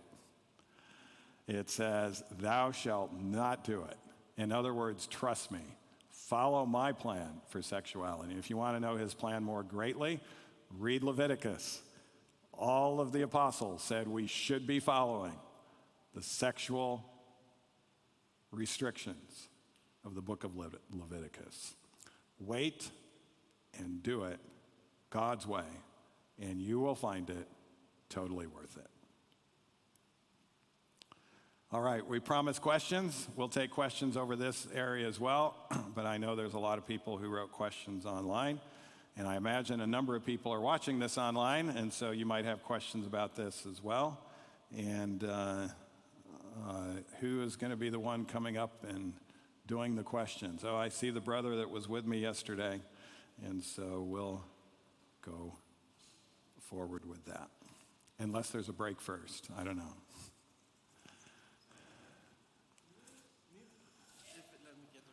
Okay. Pardon? Doe ik de vertaling? Ik vertaal mezelf. Okay, so we have questions from yesterday. We hebben nog vragen van gisteren. And we would like to get into some of these questions. We see the most of them on the screen. They are very small. Let's do our best. I will read from here. Okay. You have better eyes than I do. No, that's not working. That's not working either? Okay. So, third from the left. What would you respond to someone saying Jesus made water into wine? If Jesus drank alcohol, so can I. Wat zeg je als iemand zegt, Jezus heeft water in wijn gemaakt, dus als Jezus dat deed, kan ik ook wijn drinken? There's a great theologian that answered that question, and he wrote a whole book about it. It's called Wine and the Bible. And it's written by someone who was very influenced in the wrong way by the Catholic Church. He actually graduated from the top Gregorian Catholic University in the Vatican. Is een theoloog uit de top Gregoriaanse Universiteit van de Vaticaan die hierover heeft geschreven. His name is Samuel Bacchiocchi. Zijn naam is Samuel Bacchiocchi. And he mentions that wine, most of the time, actually means grape juice. Wine it just tells us it's the fruit of the grape and it's a drink. It doesn't say whether it has alcohol Hij or zegt not. dat het over het algemeen gaat over wijn, wat een vertaling is van druivensap. And so he concludes, after looking at the context, because the context can really tell you if it's strong drink or not. First of all, Dus zijn conclusie is, de context zal jou vertellen of het sterke drank is of niet. he gives multiple evidences why this was not alcoholic wine at the Hij wedding. geeft meerdere aanwijzingen waardoor wij kunnen zien of eruit kunnen halen dat het niet alcohol was. There's only one place in Scripture where alcohol might be appropriate. Er is maar één plek in de tekst in de Bijbel waar alcohol misschien toegepast of toepasselijk is. And it says it could be given to a dying man who is in severe pain. Het zegt, het kan gegeven worden aan een stervend persoon die in veel pijn is. In other words, to become an anesthetic in a guy who's clearly dying in severe pain. Dus om een verdovingmiddel te zijn voor iemand die duidelijk aan het sterven is. But he says in no other place is alcohol sanctioned, even in small amounts. En hij zegt dus, er is op geen andere plek alcohol toegestaan, ook niet in kleine hoeveelheden. It's a very convincing book. I'd recommend you get it. Where is that written? That is written in the book, looking at all of the original languages and all of that. It's written in the book called Wine and the Bible by Samuel Bakioki. You can still get that book. Dat is het boek. Dus Oh, you mean as far as the dying man? That's in the Old Testament. Yeah, I think it's in Proverbs or. you have Yeah. a follow-up question? Oh ja, want er zijn een paar vragen sinds gisteren achtergebleven die we eerst wouden. Ja? Oké, Q, hou je vraag goed aan. We komen zo terug. He had a question, but because we had these first, we will try to get these, and he will maintain his question so we could still get to it. Okay. Ik kan jezelf uiten zonder, of kan je jezelf uiten zonder andere mensen pijn te doen? Can you express yourself without hurting others? Can you express yourself without hurting others? Absolutely, you can if you know how to express yourself.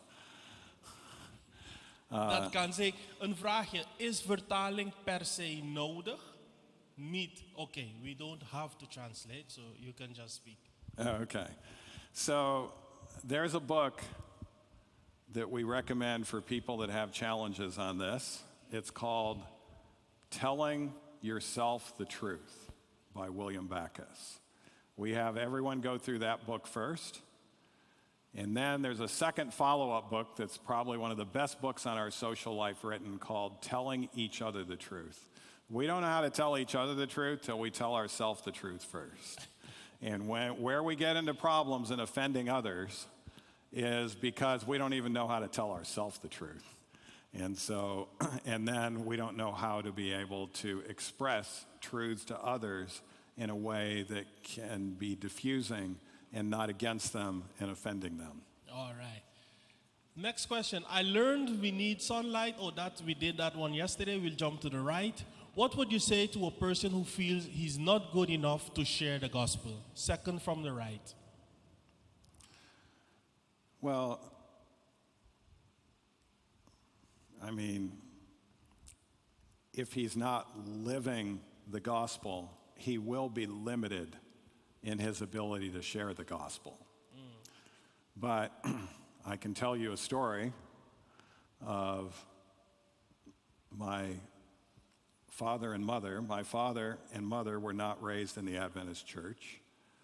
My grandfather, who I never met, who was my mother's father, was raised Adventist.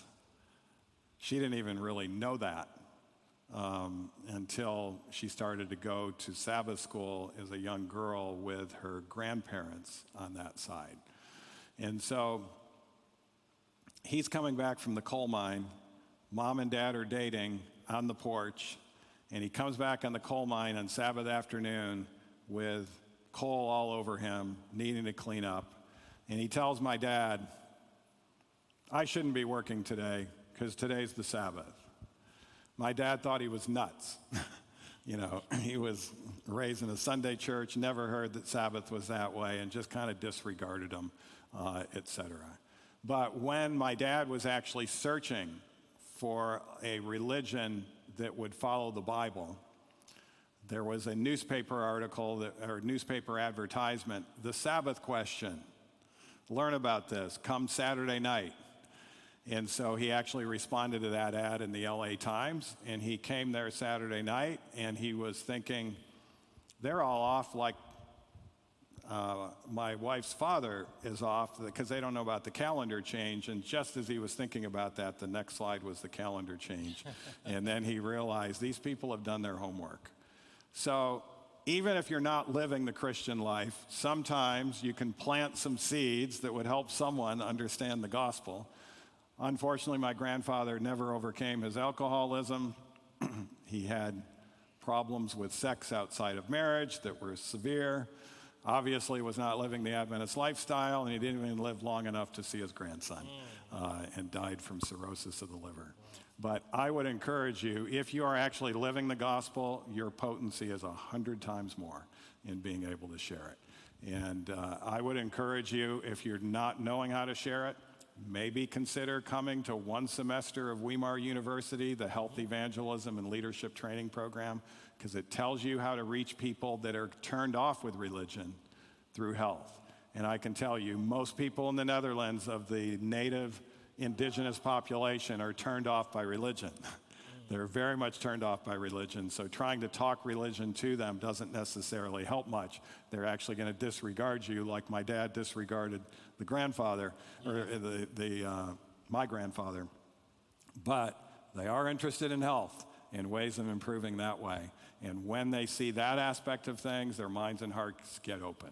Yeah. Okay. Thank you. The Bible says that God put eternity in a human heart. That is why probably people are afraid of dying. Are there any scientific studies why people are afraid to die? Well, sometimes it's good to be afraid to die. There is an organization, I'm sure it's here in the Netherlands, called Hospice. Hospice tries to make death as unanxious as possible. It'll load you up with lorazepam. It'll load you up with opioids. Ellen White actually talks about some people should have severe anxiety enough to actually give their life over to God before they die. But if you don't feel anxious about a bad life and you're just being put to sleep, you're going to be eternally lost.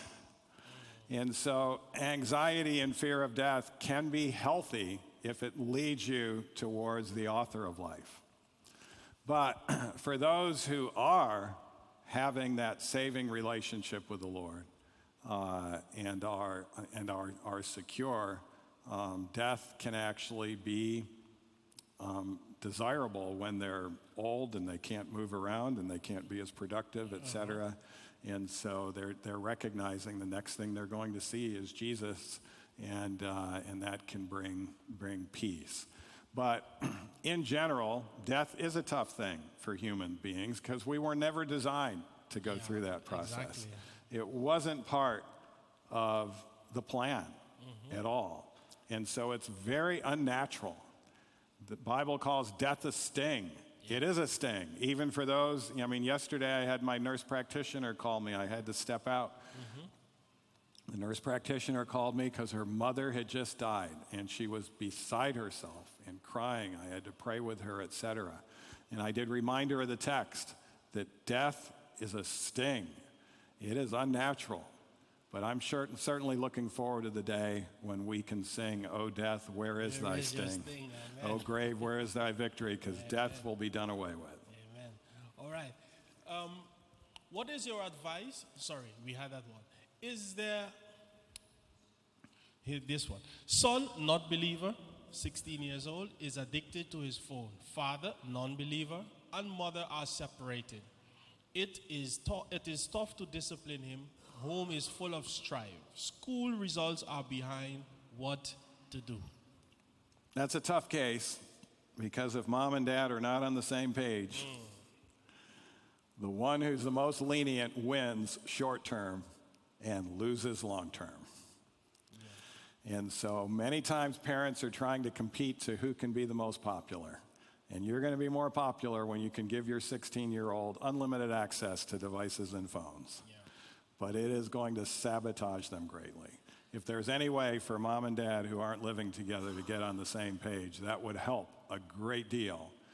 But without that, I would find some way, somehow, to get him to our 10-day depression and anxiety recovery program. He's going to be a loser in life unless this gets fixed. His school results are already behind. And he's going to have a very miserable life facing him. And hopefully he might be able to see the light enough to be willing to come. Now, if he's 16, he'll have to come with mom. Might be good for him to come with dad, so that dad can also see the light in regards to this, because we'll be training both individuals there. But kids like this have turned around greatly when they come through our 10-day program at Weimar University. All right. Can a person with ADD improve their emotional intelligence in the same way as any other person? Yes. Now, people with ADD are more driven to distraction, so we have to be very intentional in helping them to build up their working memory and their focused attention. So that's what we dwell on, along with other things, biochemical things and everything like that, and helping the ADD person. But absolutely, most people with ADD are very smart enough to be able to learn emotional intelligence if they're in the right setting. And so absolutely an ADD person can become emotionally intelligent. And this one is kind of goes back to the difficult case with the parents, but this one it says, hoe werkt het brein bij een stressvolle situatie, bijvoorbeeld bij een vechtscheiding? How does the brain work in a stressful situation, for example, when there is a bad marriage breakup? Well, if you already have a high emotional intelligence, it can still, despite the pain, it can still work well. In fact, studies have shown that high EQ people under stress do not change in regards to how they view morality and those sorts of things. So it's very important, if you don't have emotional intelligence, to develop at a very high level. But if you both have high emotional intelligence, you wouldn't be getting divorced either. So the divorce virtually occurs because of mental health issues on one or both partners. Could be just one partner, but that's the vast majority of mental health issues. And of course, those mental health issues can involve lack of self-control and those sorts of things as well. So I would encourage you to maybe take, the easiest thing would be taking our 6-week course. It's 2 weeks, once a week. It's online. It's called Optimize Your Brain, How to Optimize Your Emotional Intelligence, and that will help you through that process. Okay. I have a comfort cloth I've had since childhood, and I can't sleep without it. Is this attachment related to mental health or a psychological issue? So yes, this would also involve adults who are sucking their thumb, in their 20s, and having that blanket there, etc. I think it would be very healthy for your brain to recognize it can have comfort without those externals, or without the internals of the thumb and the mouth. And so, yes, you need to really be working on anxiety recovery. Our 8-week program would be very helpful with that. That's online, 2 hours a week for 8 weeks.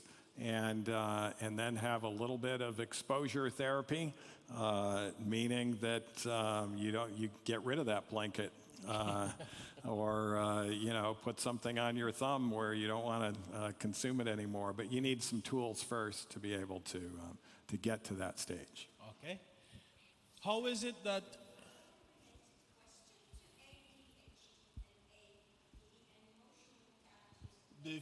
The previous one that we read?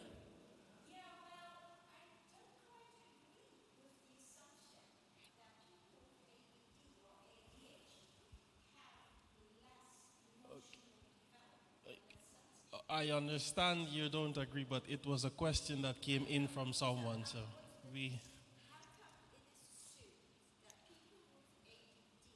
Ma'am, sister, we really, really appreciate everyone, and because we asked the brother to hold his question, I'm obliged to ask you as well to hold your questions. These questions came in since yesterday, so we are trying to respect the questions as they came in. But hold your question, yeah? Yes, please hold your question, my brother. Demonisch aanval. Ja, gisteren hebben we gesproken over de verschillen in demonisch en geestelijk. Dus die vraag zit daarin. Maar wil u per se deze vraag? Oké. Is a panic attack a demonic attack? We kind of touched this yesterday. Not necessarily. Yeah, you can have panic attacks without demonic involvement, but it is a form of anxiety, and so there's usually biochemistry involved in it, and there's usually cognitive aspects in regards to thoughts that bring it about. But it doesn't mean it's demon possession. Now, can some people with panic be demon possessed? Yes, but that's not necessarily tied together. Where was it? How is it that some people always have dreams and others don't? Okay, well, the sleep specialist will tell us that everyone dreams when they're in REM sleep. But if you go back to, and they also all wake up, but if you go back to sleep within 3 minutes of your dream, you won't remember waking up and you won't remember your dream. So if you can stay up longer than that, then you can remember the dream. So that's something to be aware of. Now, there's also other things that can affect dream recall, including what's called a pyrrole disorder. We'll have people with a genetic disorder that affects their short-term memory. And if your short-term memory is down, you may not remember dreams either. So we do ask people about dream recall when they come to us because we want to see how that relates with what we're going to find out with them biochemically. Okay, so we dealt with the one with ADHD in kids yesterday. Can we go a bit more further down?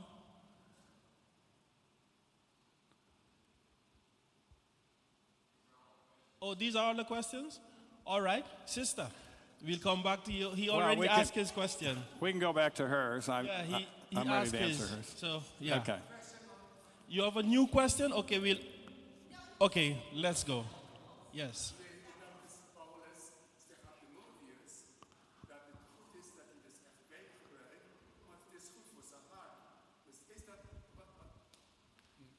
Dus Paulus zegt aan Timotheus dat het goed is dat hij dus echt wijn gebruikt, maar dit is echt ook genezing voor zijn hart. Dus wat is dat? Is dat echt wijn? Is dat is het druivensap? Wat is dat? So Paul told Timothy it's good to have some wine because it's good for your heart. So what is that? Is that a strong drink? What is it? No, that was analyzed as well by Samuel Bakioki, and that was speaking of grape juice, not the alcoholic wine. And gastroenterologists, even from the medical standpoint, there's no evidence that alcohol actually helps any stomach condition.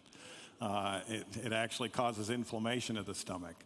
And so it wouldn't have been good advice if it was alcoholic wine. But Bakioki goes into the actual, the whole phraseology around that and makes convincing arguments that this was just grape juice. All right, thank you. Sister.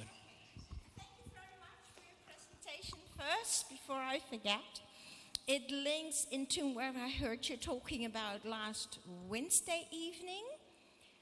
Now, when it is assumed, I call it an assumption, that people with ADHD who are put under the umbrella of autism spectrum, that they are by definition less sensitive. On the contrary, what I've experienced and people with me, you are very sensitive, but don't always have a break to take note of what your effect is on other people. Is that correct? At least that's what I've experienced. Okay, well, let me just explain. Attention deficit disorder and autism should not be linked. Those are two separate conditions. So autism spectrum disorder is in people. Part of autism spectrum disorder is that you don't have as much natural ability as far as social intelligence. Not true for an ADD person. An ADD person can naturally have good social intelligence. But here's the challenge of an ADD person and why they can have more emotional intelligence issues. An ADD person, if it's pure ADD, we will see on their MRI scan a shrinking of their anterior cingulate gyrus. The anterior cingulate gyrus is where their ability to focus and their working memory is centered. But that's also the area where they manage distressing emotions. So ADD people, if that area is shrunk down, they're going to have more challenges managing distressing emotions than someone who has that area of their brain working well. Can that area improve in an ADD person? Absolutely it can. But there's a process to get that improved. And when it does improve, and their working memory improves, and their ability to focus for long periods of time improve, their ability to manage distressing emotions will also significantly improve. Okay. And how is this related to, for instance, trauma? Post-traumatic trauma disorder. You've got the disorder and you've got the symptoms. Yes. So trauma is particularly with PTSD, where with PTSD, normally it comes with triggers where there's a movie that almost replays the trauma. So they are prone to having that trauma affect them in ways where they have to avoid certain situations, or they have to avoid this or that. That's the classic as far as PTSD. And when that's the case, when there's a movie involved, the lower brain is quite sensitized, so that limbic system is sped up. And as a result, they tend to go in regards to their limbic system instead of with their frontal lobe. And so this is why people with trauma often need trauma therapy to help them cognitively know how to be able to go off of their frontal lobe and not based on their past traumas. Thank you. Wonderful. Was this... There's Yes. some more questions here.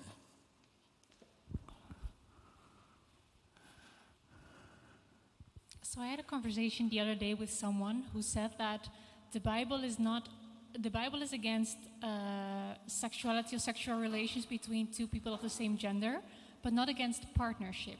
So for example, that when a homosexual couple discovered, hey, this is against God's will, and they want to repent, that it would be acceptable for them to, for example, live in separate households without having sexual relations, but have some form of partnership. How do you see that? Well, in most of the cases, not all, but in most of the cases where we have extensive experience in this, normally it's only one of the partners that gets it and the other partner doesn't get it. So, in other words, it's very difficult to have a continued relationship when one partner wants to have the sex and is really persistent on that, and the other partner says, I don't want to do this anymore. Normally what happens is even the person who wants to have the sex says, then I don't want to be with you either, because our relationship is about sex more so than about anything else. And so it's kind of more of a theoretical question, but very rarely maybe both partners would get it, and that may or may not be appropriate based on a whole lot of other things that I would have to know about each one to know that, because there is a tendency, it's, you know, it's kind of like the old girlfriend. You know, you know, I had a girlfriend prior to Erica, and it was a serious relationship. And that girlfriend years later started to try to communicate with me. And for politeness, I was just doing a little bit of communication, and she said, "No way, that's not appropriate." If it had been another woman, it would have been fine. But she knew what that previous thing was, and she'd made the wise decision. I realized that she was right. That happened years ago. Now, of course, I have a lot more perspective. I wouldn't even do that even without her saying that. But when you have that old sexual relationship and you're still maintaining a relationship, it's a temptation that's going to be there. Wonderful. With these words, oh, the sister, she had a question regarding the, oh, another one? Okay. Yeah.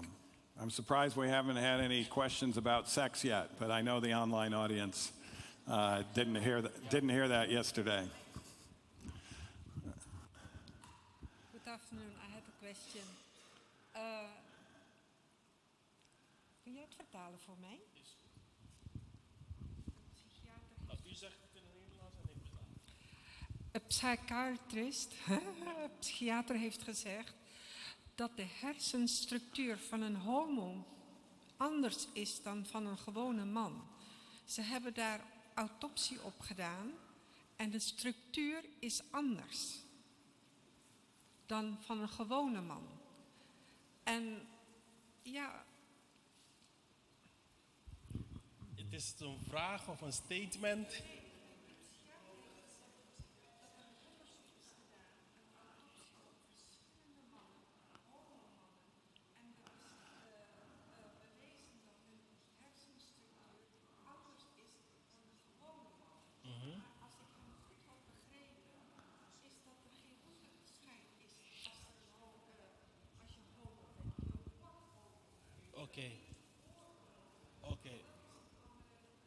Okay, so it's not a clear question.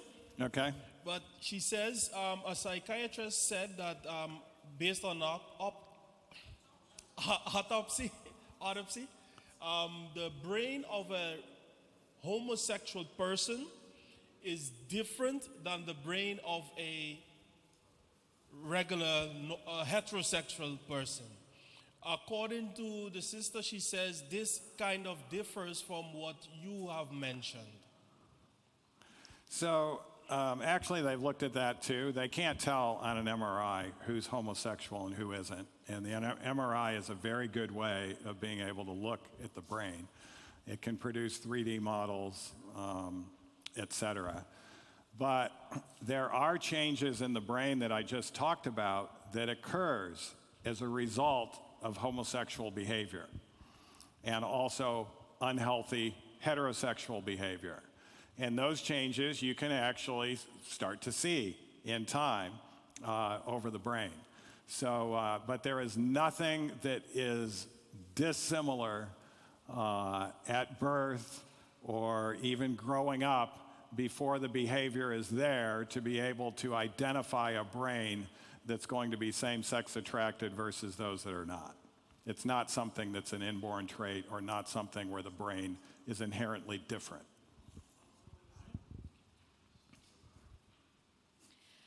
You told that you have a lot of patients who are atheists, agnostics, and etc.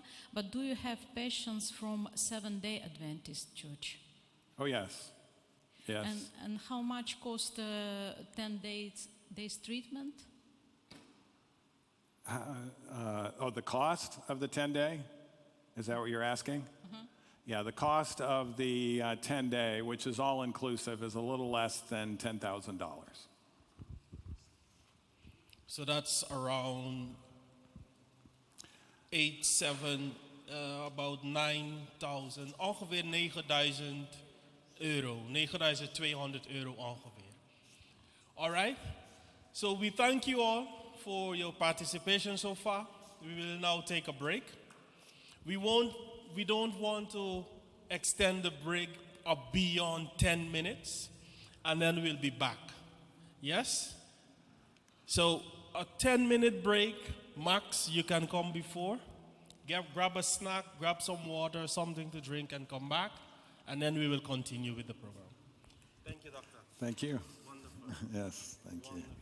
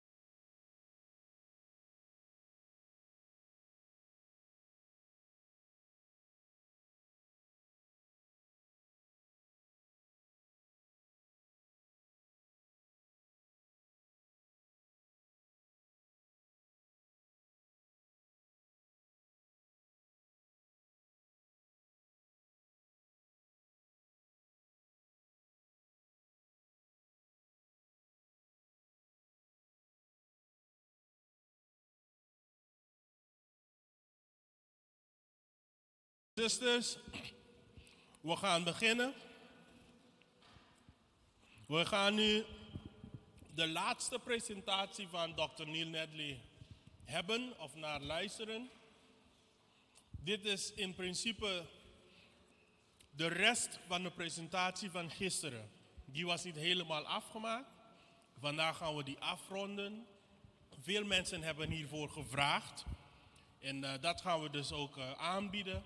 En daarna sluiten we af met een woord van gebed. Ik zie dat hij nog bij de techniektafel is.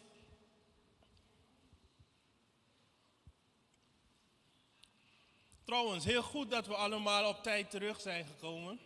Heel snel en efficiënt de snack genomen, een beetje water, wat drinken. En weer terug. Ik zie de broeder nog kauwen. Eet smakelijk. Hoe ervaren we de inhoud van wat er gebracht wordt al deze dagen? Hoe ervaren we dat? Interessant. Welk gedeelte is voor u interessant geweest? Pardon? Oh, hoe de brein werkt. Ja, hè? Interessant. Zuster vindt het interessant om te horen hoe de brein werkt. Wie nog meer? Wat vind jij interessant van zijn informatie, de inhoud? Wie wil nog delen? Ja, broeder. Wat vond u interessant?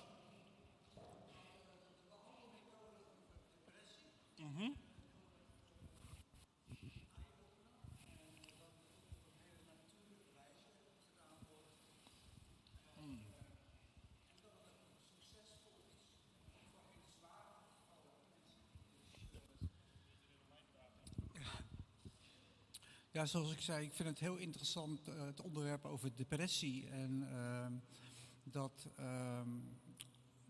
het op een natuurlijke wijze, dus of een natuurlijke behandelmethode behandeld kan worden. En ook ja, mensen die dus heel, waar wel hele zware gevallen ook tussen zitten, van mensen die suïcidaal waren en die dus eigenlijk enorme opleving daardoor hebben gehad. En ook daardoor een bekering hebben doorgemaakt. Atheïsten, dat vond ik heel mooi. Mooi getuigenis. Ja. Ja. Ja, dat was inderdaad interessant hoe je atheïsten ziet bekeren. En ook hoe die aangeeft dat de mensen die het programma hebben meegemaakt dichter bij Jezus zijn gekomen. Bijvoorbeeld de jonge dame die is teruggegaan. En via haar is een grotere gemeenschap ontstaan. En dat is uiteindelijk een kerk geworden. Alleen maar door die behandeling. En hoe de Heer daarmee verder aan de slag is gegaan. En uiteindelijk kreeg dat gemeente een kerkgebouw cadeau. Omdat de eigenaren eigenlijk niets meer mee kon doen. Dat was een hele bijzondere. Wie nog meer? Wat heb je interessant? Wat heb je als interessant ervaren in de informatie die gedeeld is? Ja, zuster? Wel, ik vind het echt leerzaam. Zeker over welke fruit moet je eten om zeg maar knapper, ja, om beter te denken, zeg maar, beter te zijn. En over zelfcontrole vind ik ook heel interessant. Dus ik wil eigenlijk meer tips horen om betere mens te worden. Ja. Meer tips om een beter mens te worden. Zeker. Gisteren hadden we inderdaad met pastor Gabriel over, als predikanten moeten we meer watermeloen eten. Vooral als we onderweg zijn, want het houdt je wakker. Heb je geen hoe heet die sportdranken? Je hebt geen sportdrank nodig. Geen Red Bull nodig, gewoon red watermelon.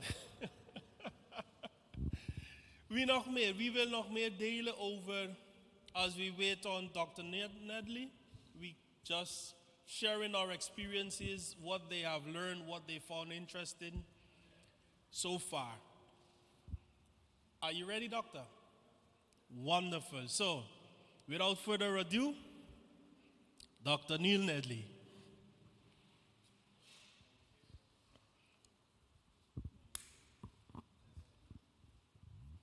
Microfoon. Raadloos, headpiece. Thank you. Yes, I was asked to continue on the nutrition part. As you know, we stopped nutrition early, and so we had talked about tryptophan and tyrosine, if you remember yesterday. And don't chow down on high protein sources to boost either tyrosine or tryptophan. We want to emphasize carbohydrate-rich plant sources of nutrition. Now, another area that's critically important is not only not enough tryptophan or tyrosine into the brain, but low folate. I talked about B vitamins, but we didn't get specific. But if you are short in folate, you will have depression that is known as treatment resistant. In other words, no medicine's going to help you. Now, one of the drug companies has gotten around this because folate has actually been shown to be a very nice antidepressant. But they can't patent it because it's in nature.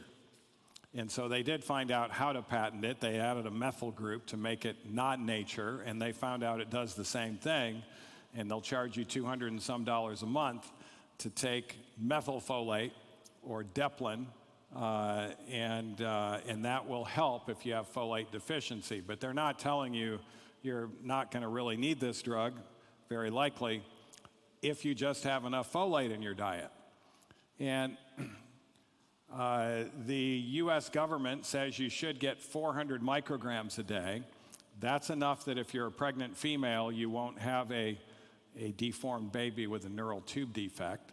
That's the most important reason for prenatal vitamins, is getting your folate.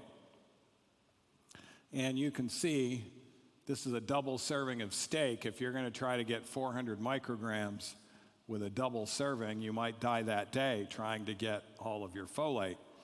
But as far as what's best for the brain, we actually need 1,000 micrograms of folate to be very good for the brain. So patients that have folate deficiency, we're going to give them probably a supplement of 800 micrograms, or they could get it from food as well.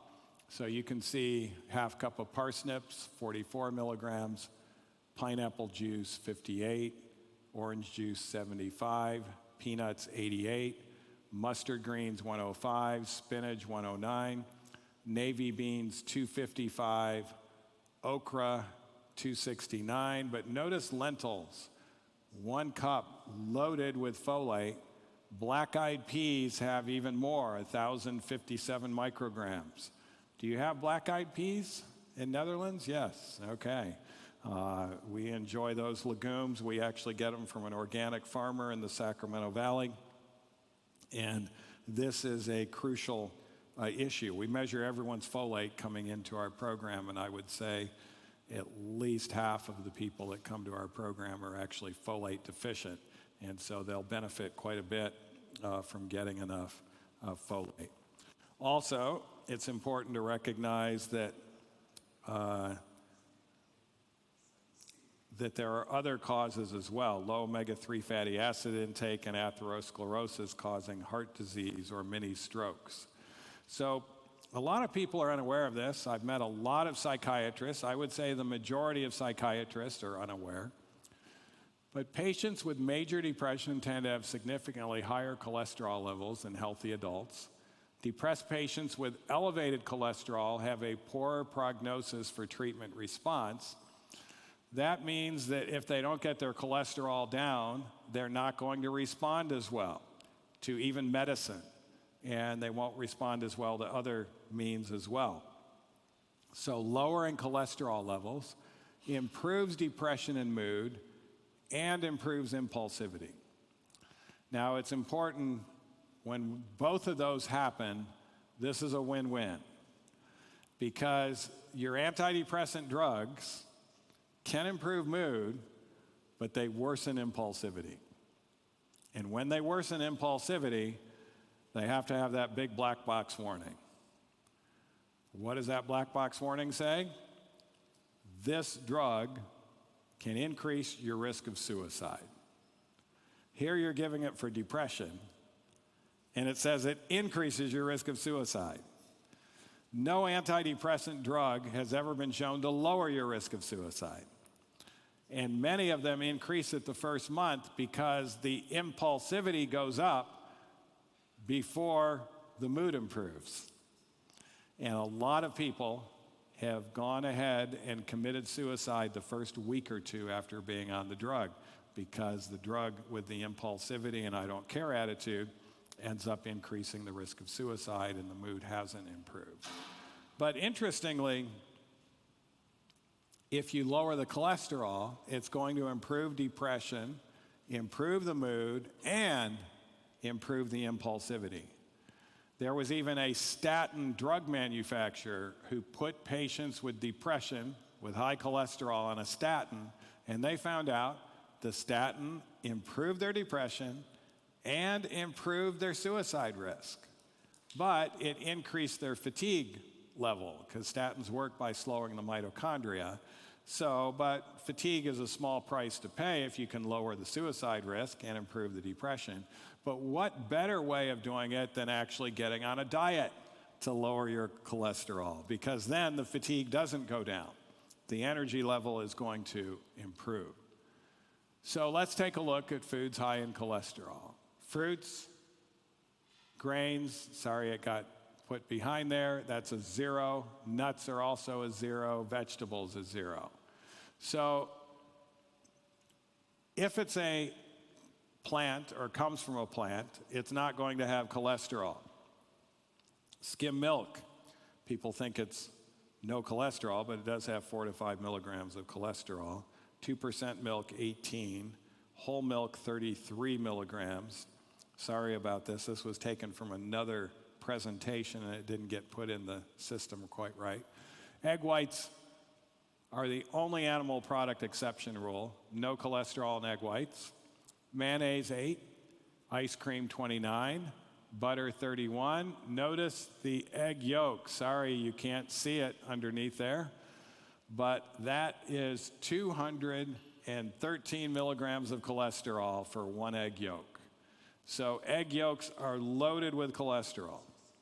We've had a lot of people, or some people come to our program that say, I'm on a good diet. One was from Canada a few months ago.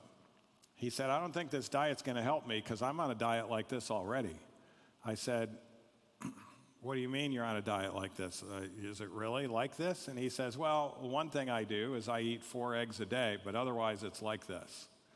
4 eggs a day, I said. He said, well, I heard it's not going to affect my cholesterol at all and it'll help me. Well, his cholesterol came back at 279, super high. And we don't check their cholesterol normally until 6 weeks later. So we have them check it at home because it takes a time to do that. And for the cholesterol to come down, even on a good diet, it doesn't come down right away. But he was insistent. He said, I'll pay more. I'm going to pay more for my cholesterol to be read at 7 days because I still am planning on eating eggs. I know they're good for my brain, and I don't believe that they could be affecting my cholesterol. It's probably just genetics. I said, okay, we'll check it. It was 179, just 1 week later without any eggs. And he said, that's convincing. I'm done with eggs. I need to get the cholesterol down so I can get better. So eggs do increase your cholesterol. Tuna, a lot of people think tuna is part of the plant kingdom and has no cholesterol, but it does have a liver. It has cholesterol. Clams 57, crab 64. Chicken breast without the skin 73. A lot of people, if they scrape the fat and the skin off their chicken, they think no cholesterol chicken, but it still has 73 milligrams. Pork 76 milligrams, beef 80 milligrams, and if you don't scrape the fat and the skin off your chicken, it actually has more cholesterol than red meat. A lot of people are not aware of that. And then they think seafood is the way to go, but loaded with cholesterol. Oyster 84, sardines 120, shrimp 165, kidney 329, organ meats are loaded with cholesterol, liver 410, caviar 500 milligrams for just a 3-ounce serving. And if you see anyone feasting on beef brains, you have to wonder about their intentions. 1 3-ounce serving, 1,697 milligrams of cholesterol. So, cholesterol in the diet will raise your blood cholesterol. But we didn't know it until a few years ago that not all cholesterol you're eating is the same. Bruce Taylor was the one to discover this. He was a New York pathologist, and 4 medical students came to him and said, "We need cholesterol to feed to rabbits and monkeys." He said, "Why is that?" They said, "Well, we got approved on this study. We have to do a study before we graduate from medical school." So 4 of us got together, and we had to do something that hadn't been done before. And no one's ever fed pure cholesterol to rabbits and monkeys, and so we got approved to do that. He said, "Okay, why are you coming to me?" They said, "Well, you're the cholesterol researcher. We thought you might have some. Do you have any pure cholesterol? We should have probably checked with you first." And he says, "Yeah, I've got pure cholesterol. It's been there for a while, but it's pure cholesterol, nothing else there, so you can go ahead and feed that to them." So they fed pure cholesterol to rabbits and monkeys, and within a few weeks, they all started to have heart attacks and strokes. And they were happy to show their data, and they were able to graduate from medical school. But Bruce Taylor is thinking cholesterol is bad, but it shouldn't have been that bad. Just a few weeks. He started thinking of that bucket of cholesterol he had given him. The lid had been off for a while. It had been exposed to the air. It had become discolored.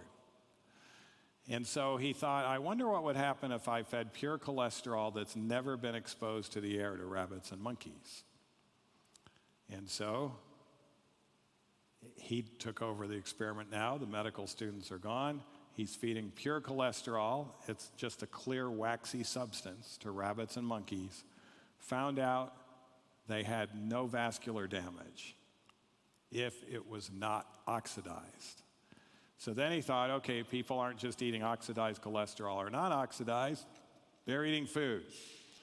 So he found out he would feed this food to monkeys. 24 hours later, he would count the dead cells in their aorta, because it doesn't take long for oxidized cholesterol to do its damage. It'll do it pretty much right away.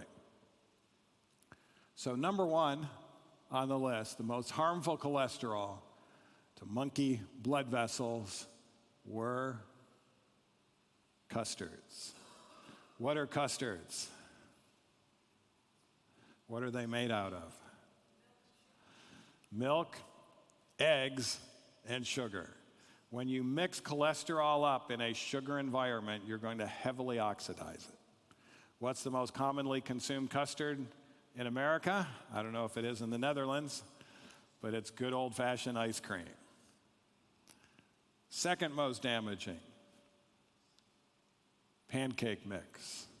He actually used a type of pancake mix called Aunt Jemima's pancake mix. It's the most famous in the U.S. People love Aunt Jemima's pancake mix. But why was pancake mix so bad? What is it made out of? It's made out of flour and eggs. So you're powdering up eggs because, it doesn't come in those pancakes. It actually comes in a powder, and then you put it on the frying pan, and that's how you make your pancake mix. And those powdered eggs are heavily oxidized. Third most damaging, Parmesan cheese. So when you start powdering up cheese, you're going to heavily oxidize it. And that is not a misprint. It was actually tied with lard. Everyone knew lard was bad. But just as bad was Parmesan cheese and its oxidized value. So that also explains something else that we couldn't understand before. Does anyone know what the most unhealthy state in the United States is as far as 20-year-old men coming in with massive heart attacks?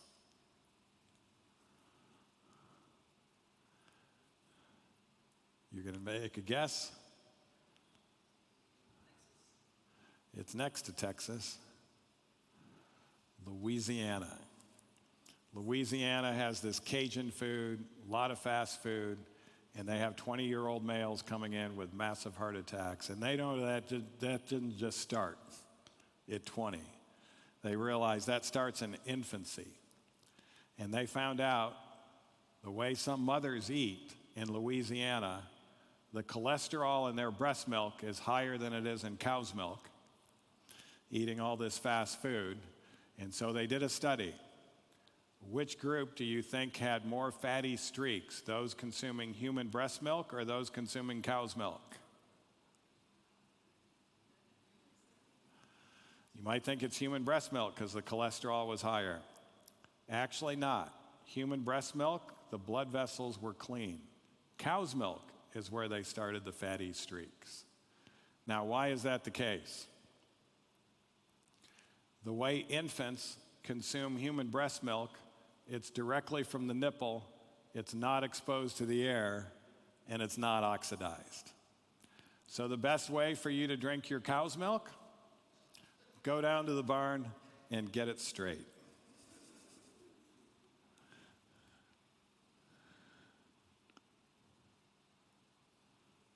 When I was in my pre-med years at Andrews University, a speaker came in that they wanted us to hear that was telling us that Ellen White was very wrong about some things she said about health. And this was one of the statements they pointed up there back when I was in school in the early 1980s to prove Ellen White wrong.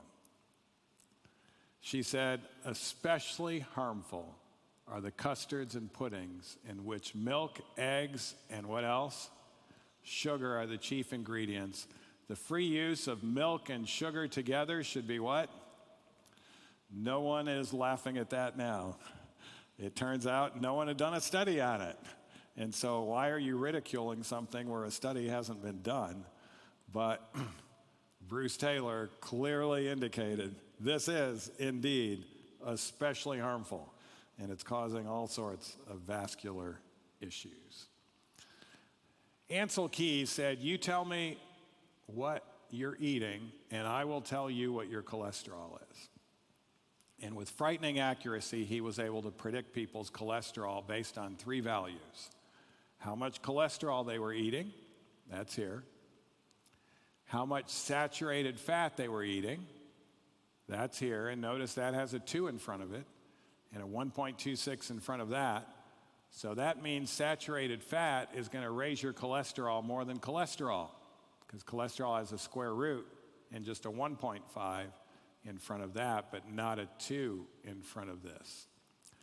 And then polyunsaturated fat has a minus in front of it, so it will lower your cholesterol. Now, you may not be an engineer, but if you were to look at that equation and choose a food that was neither going to raise or lower your cholesterol, how much P would you want to have in relationship to S? Anyone? It's neither going to raise or lower the cholesterol. How much P in relationship to S? I heard it, I think. Twice as much. So if you have twice as much P as S, it will cancel this out and it won't raise or lower the cholesterol. So if I had a vat of polyunsaturated fat, a clear vat of polyunsaturated fat, and another clear vat over here of saturated fat, how would you be able to tell the difference by looking?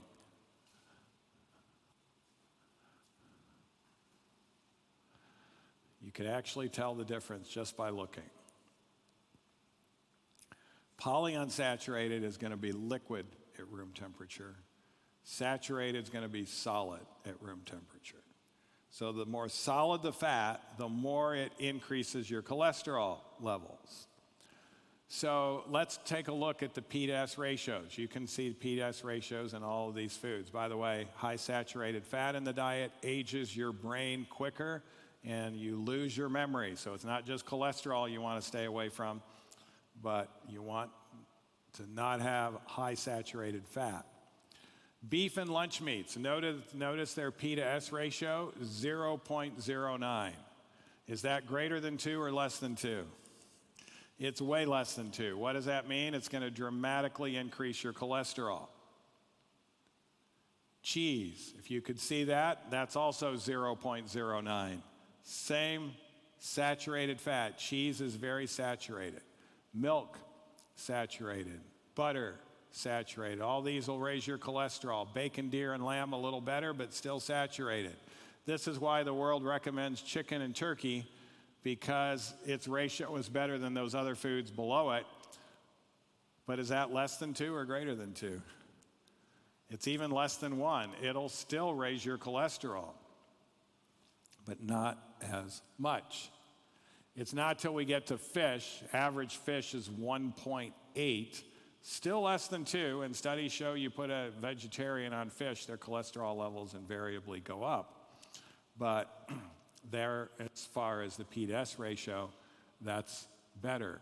But there's even plant oils that will raise your cholesterol. Coconut oil is very saturated, and it's going to dramatically raise your cholesterol. We've had vegetarians come to our program with cholesterols of 279. They think they're healthy, and they're putting coconut oil on their salad, and they're putting coconut oil on all these different things. It's going to really raise the cholesterol. Palm oil is going to raise it significantly. Filberts can even raise it. Pistachios, even Brazil nuts are about 1.49. It's not till we get to almonds that we start lowering the cholesterol. Almonds will lower it. Pecans will lower it even more. Hickory nuts will lower it even more. English walnuts will lower it even more. Doesn't take much in the way of English walnuts, just a handful can really start lowering the cholesterol. And the food that lowers it the most, black walnut. Sorry, it's in a small thing. It came from that other program, but 10.33. So black walnuts will significantly lower your cholesterol. Do they have black walnuts over here? Not sure. Yeah, they sell them in America. They grow them in the Sacramento Valley. They're a different tasting nut, but they're very potent as far as ability to lower your cholesterol.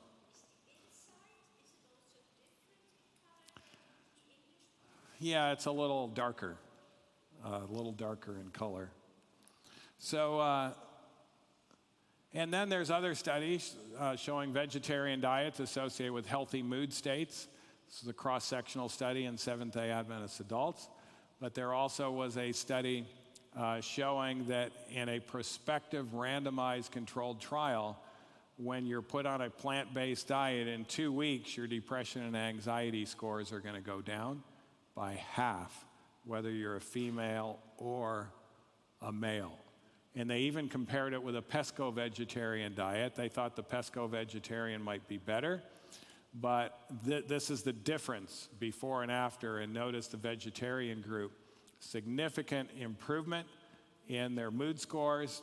There was some improvement with the pesco-vegetarian, fish and vegetarian, and the carnivorous diet, no significance. But even the fish group statistically was not significant enough from the carnivorous group. But the plant-based group improved within 2 weeks. The complete restriction of flesh food significantly reduced depression and anxiety in omnivores.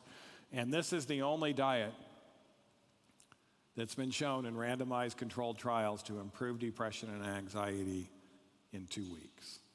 There is another diet that will improve it in 3 months. We'll talk about it, but it doesn't improve it as much, and it's not as potent. But I think we'll get to that here in a little bit. And that's the Mediterranean diet. But randomized controlled trial showed it will reduce depressive symptoms in 3 months, and it can be maintained for 6 months. But notice what the Mediterranean diet consists of. Almost 4 times as much vegetables than the typical diet. Vegetable diversity, 3 times as much different types of vegetables. Over double the whole grains. Remember, whole grains are healthy for you. Over double the legumes, over double the nuts, over double the fruits compared to the typical diet. And less unhealthy snacks less than half of unhealthy snacks, and less red meat and chicken. The Mediterranean diet is not totally a plant-based diet, but it's certainly weighted that way, and that's why it takes a longer period of time and doesn't improve it as much. Now, one of the things that they talk about in the meat-based diet that's going to hurt you is the fact that it's high not only in cholesterol and saturated fat, but it's high in arachidonic acid. Arachidonic acid is a pro-inflammatory molecule. It's present in eggs and meat, fish, not present in plant foods, present a little bit in dairy. But the arachidonic acid, if there's reason for inflammation in the brain, it's like pouring fuel on the fire and causing more inflammation in the brain. And the studies have shown getting arachidonic acid out of the diet will really help if you have depression and anxiety. Diets that increase the risk of depression, sugar-sweetened beverages, and ultra-processed foods are associated with increased depression risk. So this is even worse than the carnivorous diet when you're on a high-sugar diet. Brief 3-week intervention in young adults focusing on whole foods while reducing processed foods significantly reduce depressive symptoms. And then acidy foods or acidic foods are also associated with depression and anxiety.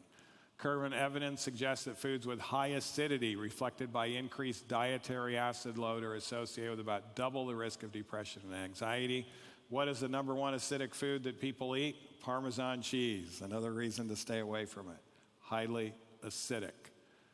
Other cheese is also acidic, but this is one of the reasons why we don't use vinegar in our program. It's because of the acidic nature of it. Salami is also acidic. Processed meats are even more acidic than the unprocessed meats, but unprocessed meats are also acidic. Chicken is acidic, beef is acidic, the colas are acidic. We don't have those in our programs either, but even the unprocessed meats are acidic. And there are plant foods that are acidic, such as rye bread, which we don't utilize in our program for that reason. So also B12 is very important. We measure everyone's B12 because if you're short in B12, you're also going to not have enough dopamine, serotonin, or norepinephrine in your brain. So this is a folate is very important, but also B12. And so we'll want to measure that. B12 is not made by plants, and it's not made by animals. So where is B12 made? It's made by bacteria. And interestingly, there's only 2 vitamins that are absorbed next to the colon. The colon was to produce all the B12 that we needed. And the other vitamin that's also absorbed there also comes from bacteria. It's called K2. Vitamin K2 is very important for brain health. It's also important for bone health. Osteoporosis is often a problem of K2. So a lot of people have problems with their microbiome. And if you have problems with your microbiome, it's actually just easier to take a supplement than try to eat dirty food. Because dirty food has bacteria in it, and it can have these things too. So B12, if you look at the list of the foods that are high in B12, they're all foods that are high in bacteria. And it's not that it's in the food itself, it's the bacteria. So some people have said, well, just don't brush your teeth, or don't wash your fruits and vegetables because there's a lot of bacteria in the dirt. No, I recommend you brush your teeth. I recommend you eat clean food. And to be safe, see what your B12 level is, or if you don't know what it is, B12 is a very safe vitamin to take. Just go ahead and take a little B12, and you can be assured, more assured that you're having enough. Experience with benefits of ketosis without adversely affecting the brain. Consuming a 2-meal-a-day program, 7 a.m. and 1 p.m., is associated with favorable cardiometabolic parameters compared to eating a 2-meal-a-day program where at noon and 6 p.m. And the noon and 6 p.m. is even better than a 3-meal-a-day program. So you'll have more reductions in body weight, improved insulin resistance, improved fasting glucose, includes total cholesterol, and includes improved body fat. When do we have our meals? At Weimar University, the Depression and Anxiety Recovery Program, 7 a.m. and 1 p.m. They get up at 5:30. They get exposed to that blue light for 30 minutes while they're getting ready. Then they exercise. There's an advantage of exercise to exhaustion pre-breakfast. Then they have the 7 a.m. breakfast. Now, as I mentioned the other day, you can have people that are underweight and overweight. If they're underweight, we will feed them a third meal because it's better for them to actually get appropriate calories and not as important for them to go into ketosis. But when you're on a 2-meal-a-day program, you get benefits of ketosis. Ketosis is when your body starts burning fat. So enhances the body's defense mechanisms against oxidative and metabolic stress, initiates the removal or repair of damaged molecules, and this carries over into the non-fasting period. It improves glucose regulation, improves your ability to handle stress, suppresses inflammation, and improves both mental and physical performance. So we do recommend, and some individuals will actually fast them for 36 hours coming in, because fasting also improves brain-derived neurotrophic factor. Brain-derived neurotrophic factor is known as BDNF. It's a brain fertilizer and helps the brain to change quicker. I think this is why the Bible recommended fasting for important times, because your brain is more susceptible to change in positive ways after a fast. And so another advantage after a fast like that is the food tastes 10 times better on that first meal. Even if you just give them plain bread, they're going to think it's the greatest bread they ever ate. And of course, the nutrients then have a chance to really go in the right direction and help that brain. And of course, we only have them 10 days, so we want to do everything possible to have their brains change in positive ways.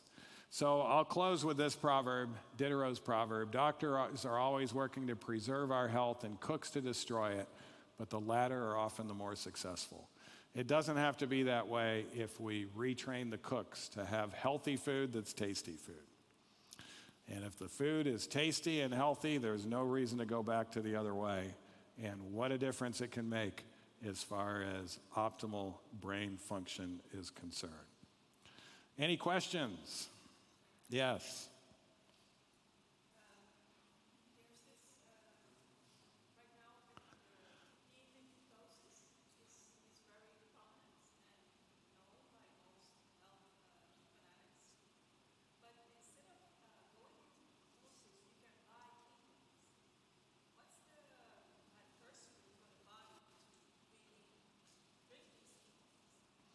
Yes, so there's what's called keto analogs that can be helpful. However, here's the thing about a ketosis diet without taking keto analogs, but a ketosis diet is a high meat diet that has virtually no carbs. And the purest ketosis diet, they don't want any carbs, but the problem is you can't live without carbs. Carbs are essential. So within 2 weeks, they're going to start having all sorts of symptoms, all sorts of issues. So, and it's really unsustainable. So what do? They'll call it a ketosis diet, and they'll get 20% carbs. That's not really a pure ketosis diet, but they're really emphasizing the meat aspect of things.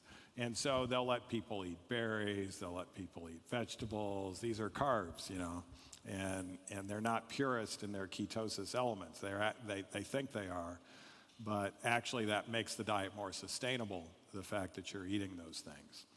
So what we have discovered is that if you're on this 2-meal-a-day program, 7 a.m. and 1 p.m., the advanced ketosis starts in the evening. And by the way, the first week it's rough because people are used to eating their largest meal in the evening. Second week it gets easier. Third week, they don't even want to eat in the evening because their body totally adjusts to this. And if they do eat, the food just stays there. And it's like, I shouldn't have eaten. And the benefits of ketosis during that 17-hour fast, because 1 p.m. to 7 a.m., by the time they're finished, maybe they're finished at 2 if they came late. That's a 17-hour fast. The benefits of that ketosis during that 17 hours lasts into the eating period. And so the best way for you to be on a ketosis diet is to be actually a plant-based ketosis diet where you're eating 7 a.m. and 1 p.m.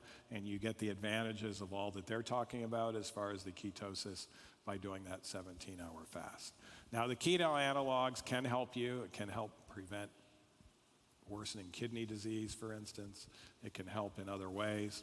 And if you were really wanting to get more benefits of ketosis, it might be okay short term, but it's kind of difficult as far as maintaining all that long term. But yeah, great question.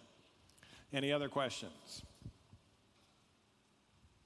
I don't know if we have anyone watching online. If there's any online questions, you can post them up there. We have a last question for the weekend. All right. So you showed that coconut raises cholesterol. Does that mean that any type of coconut is unhealthy and that we should avoid it? Why I ask? I have a cookbook from an Adventist doctor that says that coconut, though it is high in saturated fats, is not bad like the other saturated fats because it's plant-based. So I've heard that argument before as well, and they'll actually go into details because they'll say, well, it has medium-chain triglycerides. The long-chain triglycerides are the ones that dramatically increase the cholesterol. Coconut oil does have medium-chain triglycerides, but it's only 8%. 92% of it is the long-chain triglycerides, and that's going to increase it. Now, there's a distinction, and I noticed it myself on there. As I said, I kind of copied that over from another slide presentation, and some things didn't copy very well. What those should have said is coconut oil, palm oil. So it's the oils that are bad. But if you're going to put a few coconut strips on something, there's not much coconut oil in there at all. And so I'm not against coconut being put on foods, but I'm against particularly the coconut oil. Now people will say, well, what about the coconut milk? I like that. If you look at a lot of the coconut milks that are sold, they will actually, in addition, put coconut oil. And there's already coconut oil in the coconut milk. It doesn't need extra, but as I mentioned the other day, if you put extra fat, if you put extra sugar, if you put extra sodium, you get that addictive potential, and people want to go back thinking that they're drinking this healthy drink of coconut milk. So I think occasionally taking a coconut milk out of a coconut and drinking it with a straw is not going to be that harmful. There won't be that much coconut oil in it. But when you're buying it in the store, just look to see if they put some extra coconut oil in there, and that's where it's going to be a problem. Thank you, Doctor. Yes. We really appreciate you taking your time. Yes, and you're welcome. spending time with us, teaching us, yes, sharing experiences that you have developed throughout the years at WEMA. And time is never enough when you're getting good information. But by God's grace, we will bring this program to a close for the weekend. I'd like to share a Bible verse with you. It's in 3 John chapter 1 verse 2. 3 Johannes hoofdstuk 1 vers 2. En dat zegt, lieve broeders, ik hoop dat u in alle opzichten goed gaat. En dat u gezond bent. Zoals het uw ziel goed gaat. De Heer wil graag, het is de verlangen van de Heer dat wij een goede welzijn hebben. Dat het goed met ons gaat. Lichaam, geest en ziel, zoals we dat zeggen. Veel informatie is goed. Maar als je niets ermee doet, is het zonde van je tijd geweest. Ik wil u bemoedigen. Alle informatie die u hebt gekregen, gebruik het. Pas het toe. Laat dit moment van waarde zijn voor de rest van je gezonde leven. Voor de jongeren die naar ons kijken, er is nog een deel 2 die onderweg is. Dat wordt gegeven door predikant Tabitha. En ook nog een andere presentatie van mijzelf. Dat gaan we dan op een later moment doen, op Zoom. Maar voor nu wil ik het team bedanken die hiervoor gezorgd heeft. En dan wil ik ze naar voren roepen. Dus roep ik Rosita, roep ik Cynthia, Pastor Gabriel, Jewel, kom ook naar voren. Cynthia zonder Jewel gaat niet. Dat is de rechterarm. Deze team heeft ook nog andere leden die niet aanwezig zijn. Zoals het team dat voor de eten heeft gezorgd. En ja, kom maar. We gaan met elkaar bidden zo meteen. We would like to thank also Dr. Nedley. We danken de techniek. We thank Sister Erica. Oh, he's all right. He's dealing with nature. So, may the grace of God guide you.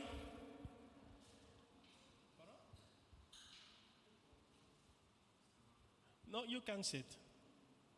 You can sit right there. Yeah. Good, yeah. Thank you. God zegen. Oops. Very good. We willen ook de gemeente Den Haag bedanken voor het beschikbaar stellen van dit prachtig gebouw. En iedereen die een handje of een schouder eronder heeft gezet.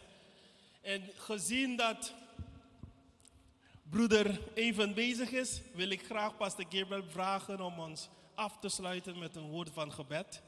En mogen de Heer ons en het team blijven zegenen voor alle inzet die er gedaan is. Er is ook nog meerdere mensen, het keukenteam, het team voor de Mentimeters, de dames.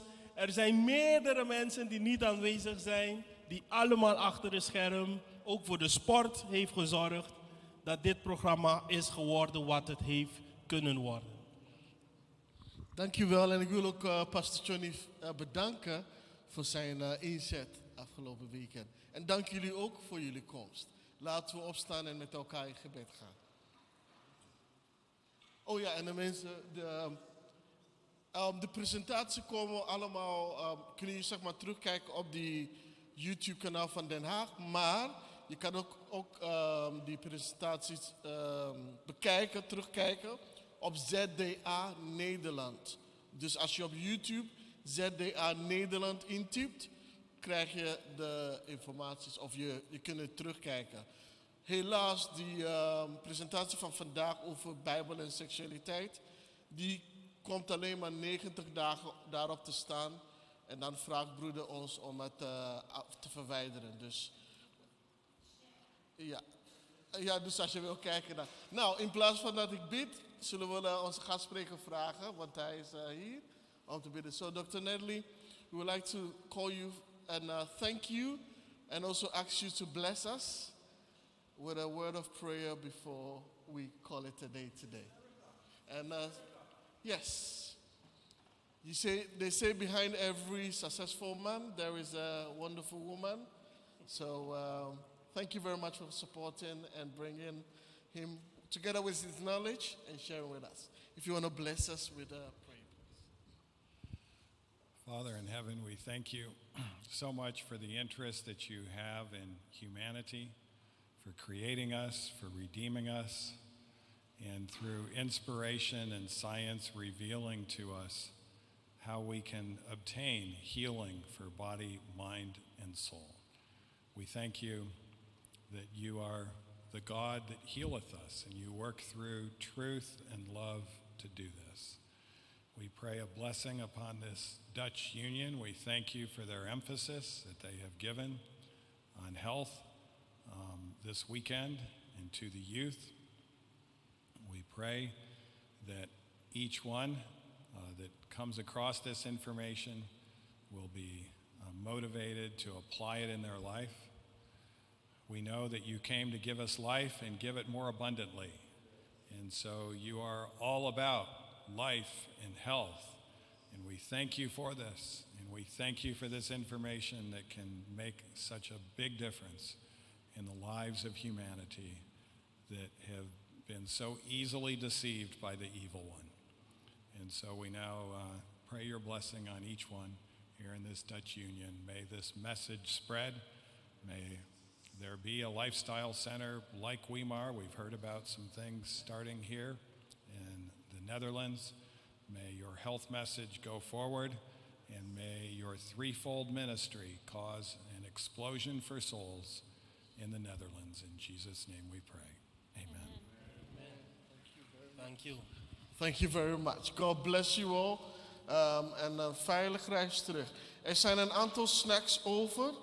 Dus pak alsjeblieft iets om onderweg te eten. En dank jullie wel. Dus vergeet dit niet. ZDA Nederland krijg je. En ook via die van... Sorry? Ja, die van Den Haag. Ja. Maar, en allebei. Dus allebei. Ja. Dank jullie wel en een veilig reis naar huis.